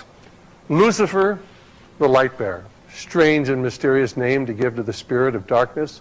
Lucifer, the son of the morning, is it he who bears the light, and with its splendors intolerable, blinds feeble, sensual, or selfish souls? Doubt it not. Why, it's simply Luciferianism. If you read Manly P. Hall's book, The Lost Keys of Freemasonry, he's very, very clear what it's about. When the Mason learns that the key to the warrior on the block is the proper application of the dynamo of living power, he has learned the mystery of his craft. The seething energies of Lucifer are in his hands.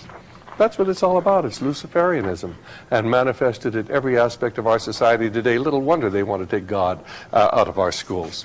and a book called Spiritual Politics, written by Corrine McLaughlin and Gordon Davidson. A very important book written by people who are involved in the occult. They will explain to you what it's really all about. J.P. Morgan, the great banker, of course, was into astrology. He said his astrology told him how to make his investments, to make all of his money. Henry Ford was involved in the occult. Andrew Carnegie was involved in the occult. And Colonel House, the man who was able to control Clemenceau and Orlando and Woodrow Wilson and FDR and able to go in the room and talk to people and, of course, convince them to take up his ideas. The man who was so intent upon having communism survive when others wanted to do away with it, he was one of the leaders of the occult movement.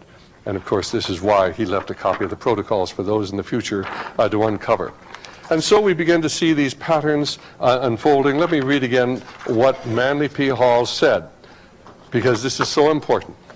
When the Mason learns the key to the warrior on the block is the proper application of the dynamo of living power, he has learned the mystery of his craft. The seething energies of Lucifer are in his hands. You can read the Book of Revelation by Barbara Marx Hubbard. The original manuscript was actually been somewhat altered. This book you can get at bookstores today. It tells about the coming horror that is going to occur in the mass extermination of people. This book was published by the Lawrence Rockefeller Fund for the Enhancement of the Humanities, but in the original text, which we have, she says this. Now, this book is channeled to her, and she readily admits that, by what she calls the Christ light, but I believe is a demonic spirit. And she is rewriting the Book of Revelation so you, if you are an occultist, can understand it. She quotes Revelation 6:8, and I looked, and behold, a pale horse, and his name that sat on him was Death, and hell followed with him, and power was given unto them over a fourth part of the earth, to kill with the sword, and with hunger, and with death, and the beasts of the earth. And then she goes on to say, out of the full spectrum of human personality, 1/4 is electing to transcend with all their heart, mind, and spirit. 1/4, however, is resistant to election. They're unattracted by life ever evolving. Their higher self is unable to penetrate the density of their mammalian senses. They can't be reached. They're defective seeds. Ladies and gentlemen, she's talking about you and me, those of us who worship the Lord Jesus Christ. Now, as we approach the quantum shift from creature human to co-creative human, the destructive 1/4 must be eliminated from the social body. Fortunately, you, dearly beloveds, are not responsible for this act. We are. We are in charge of God's selection process for planet Earth. He selects, we destroy, for we are the riders of the pale horse, death. Let's go on and just point out that this is a book written in about 1900 by Rudyard Kipling, and all of his books at that time had the swastika on the front. Remember, he wrote the eulogy to Cecil Rhodes. Of course, he himself was involved in the occult. That's an occult symbol. That's why Adolf Hitler used the swastika, because it was an occult symbol. Of course, Harry Truman, who gave China and Eastern Europe to the communists, was a 33rd degree Mason. Winston Churchill, who insisted on the invasion of Gallipoli and of North Africa to create the carnage that would justify a world government, was a Druid, entered the Druids in 1908, was a 3rd degree Mason, and that's why he got along so well with FDR. J. Edgar Hoover, who was in office. It didn't really matter whether the Democrats or Republicans were there. He was always in office. He was a 33rd degree Mason. That's how you get ahead in government. Let me take you to the material I gave you a little earlier from the Lucis Trust. And you remember I showed you this page before, where they were talking about meditation, letting in the light. Well, now you can know what the light is. Light is Lucifer. Let's go down to the second Roman numeral, alignment. We project a light of lighted energy towards the spiritual hierarchy of the planet and the planetary heart, the great ashram of Sanat Kumara. Who is Sanat Kumara? We'll just change the letters around. It's Satan, of course. I mean, they're so openly and so blatant about it, but most people don't understand. Where does communism fit in this whole scenario? Well, Reverend Richard Wurmbrand was a Protestant minister living in Romania. He was arrested, put in prison, and tortured for 14 years to break his faith. Many of the ministers who were with him, of course, eventually broke. Many of them died in prison. When he finally got out of prison, he couldn't understand why they didn't just put him in prison. Why did they want to break his faith? And so he began to study Karl Marx. And, of course, what he found out that Karl Marx, contrary to everything you've ever been led to believe, was not an atheist. And Karl Marx did not believe in socialism and communism. He was a Satanist, and he realized that socialism would destroy Western Christian civilization, which he hated. And that's why he embraced it, as did Proudhon and Bakunin and all of the other leading socialists at that time. They weren't socialists. They embraced socialism to destroy America. Of course, here you'll see the emblem of the Trilateral Commission. You look very closely, your three sixes joined together by an upside-down broken cross. The Trilateral Commission, created by David Rockefeller and Zygmunt Brzezinski. We started our discussion today with a poem from James Russell Lowell. And I want to give you the full text of that because it really lays out what this battle is all about. Once to every man and nation comes the moment to decide. In that strife of truth with falsehood for the good or evil side. Some new cause, some new Messiah, offering each the bloomer bright. And the strife goes on forever, twixt the darkness and the light. Then decide with truth is noble, and to share her wretched crust, ere her cause brings fame and fortune, and 'tis prosperous to be just. Then it is the brave man chooses, while the coward stands aside, until the multitudes make virtue of the faith they had denied. By the light of burning martyrs, Christ, thy bleeding feet we track, toiling up new Calvaries ever with a cross that turns not back. Though the cause of evil prospers, yet his truth alone is strong, though her portion be the scaffold and upon the throne be wrong. But that scaffold sways the future, for in the dim unknown standeth God within the shadows, keeping watch above his own. And that's what it's all about. Martin Luther understood this battle when he wrote that great hymn that we used to sing in church. We don't sing it anymore. A mighty fortress is our God, when he said, for still our ancient foe doth cease to worketh woe. His power and craft are great, and armed with cruel hate on earth is not his equal.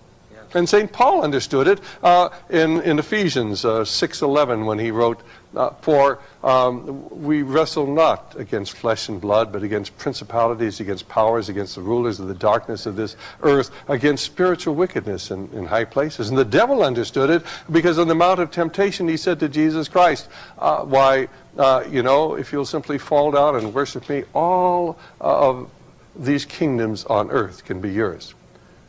But unfortunately, the modern church doesn't understand it. And our ministers tell us, you're not to be involved in anything. Why, Romans 13 will tell you that if you oppose what's going on in the world today, of course, you're opposing the will of God. Now, at the beginning of this program, I put on the screen this emblem. And I want to tell you what it is. It appears at the top of page 839 of Morals and Dogma. And you will see the compass and the square. Here's the compass, here's the square, Masonic symbols. Man and woman join together in one body. When they join together, of course, they create life, just as God does. You see the symbols of men and women. On the opposite side, you see modified swastika and an altered cross. You see the symbols of light above, the sun and the moon, always symbols of light and of the occult movement. But you see where their feet are standing. While they're standing on the dragon, who is Lucifer, which of course overshadows the world. Now, every Mason has seen this. Most of them really don't understand it, you see. But why are their feet firmly planted on the dragon? Well, because the dragon is the basis of Masonry and of all the occult secret societies. Theosophy, Rosicrucianism, the Knight Templar, the Illuminati, they are all Luciferian. And yet most people would look at that and never understand. Because, you see, throughout all history, these secret societies have been used to demonstrate the existence of the Luciferian movement, which dates back to the Garden of Eden, and time again throughout history, we see it being played out in Cain in rebellion against God because he didn't like God's commandment that there had to be a blood sacrificed, and so he kills Abel. We find it again at the time of Noah, when Luciferianism had literally taken over the world and God had to destroy the world except for Noah and his family. We saw it with Nimrod trying to unite all the world and build the Temple of Babylon. We see the evil taking control in Sodom and Gomorrah. They, of course, had to destroy that completely. You hear that Joshua was told he was to kill everyone in Jericho. Why? Why? Because they were sacrificing their children to the gods. And this is one thing God could not tolerate. Only Rahab and her family were spared. They were to kill every living thing in Jericho because the evil had taken hold. But the tragedy is that evil has taken hold of our land today. And America is being used to push this world government on all the rest of the world. This is what Desert Storm was about. This is what Kosovo was about. This is what Vietnam was about. This is what Korea, the First World War, the Second World War, all to bring about this world government. Well, now you know the secrets that have been concealed for people for so long. And, of course, we hope that you will become educated, begin to educate others to understand that we are not involved in a political battle. We're not involved in an ideological battle. We're not involved in a cultural war. We're involved in a spiritual war that is being fought on a political and ideological and cultural battlefield. And it is our job to be involved and to educate people as to what is happening. It was in 1838 when Abraham Lincoln addressed the Lyceum in Springfield, Illinois, and he said this: "At what point should we expect the approach of danger? By what means should we fortify ourselves against it? Should we expect some transatlantic giant to step the ocean and crush us with a blow? Never. All the armies of Europe and Asia and Africa combined could never by force take a drink from the Ohio or make a mark on the Blue Ridge, not in a trial of 1,000 years. That at what point should we expect the approach of danger? And I answer, if it ever reaches, it must spring up among us. It can never come from abroad. If destruction be our lot, we ourselves must be its authors and its finishers. As a nation of free men, we shall live on through all time, or die by suicide." And ladies and gentlemen, we're dying by suicide today. Let me close with that quotation which is engraved in the marble behind Thomas Jefferson's statue in the Jefferson Memorial in Washington, D.C. "God, who gave us life, gave us liberty. But can the liberty of a nation be secure when the conviction has been forgotten that liberty is the gift of God? I tremble for my country when I reflect that God is just, and his justice cannot sleep forever."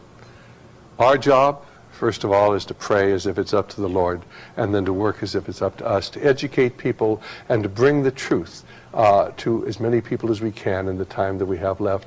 Let me thank you for your attention and for being such a good audience. God bless you.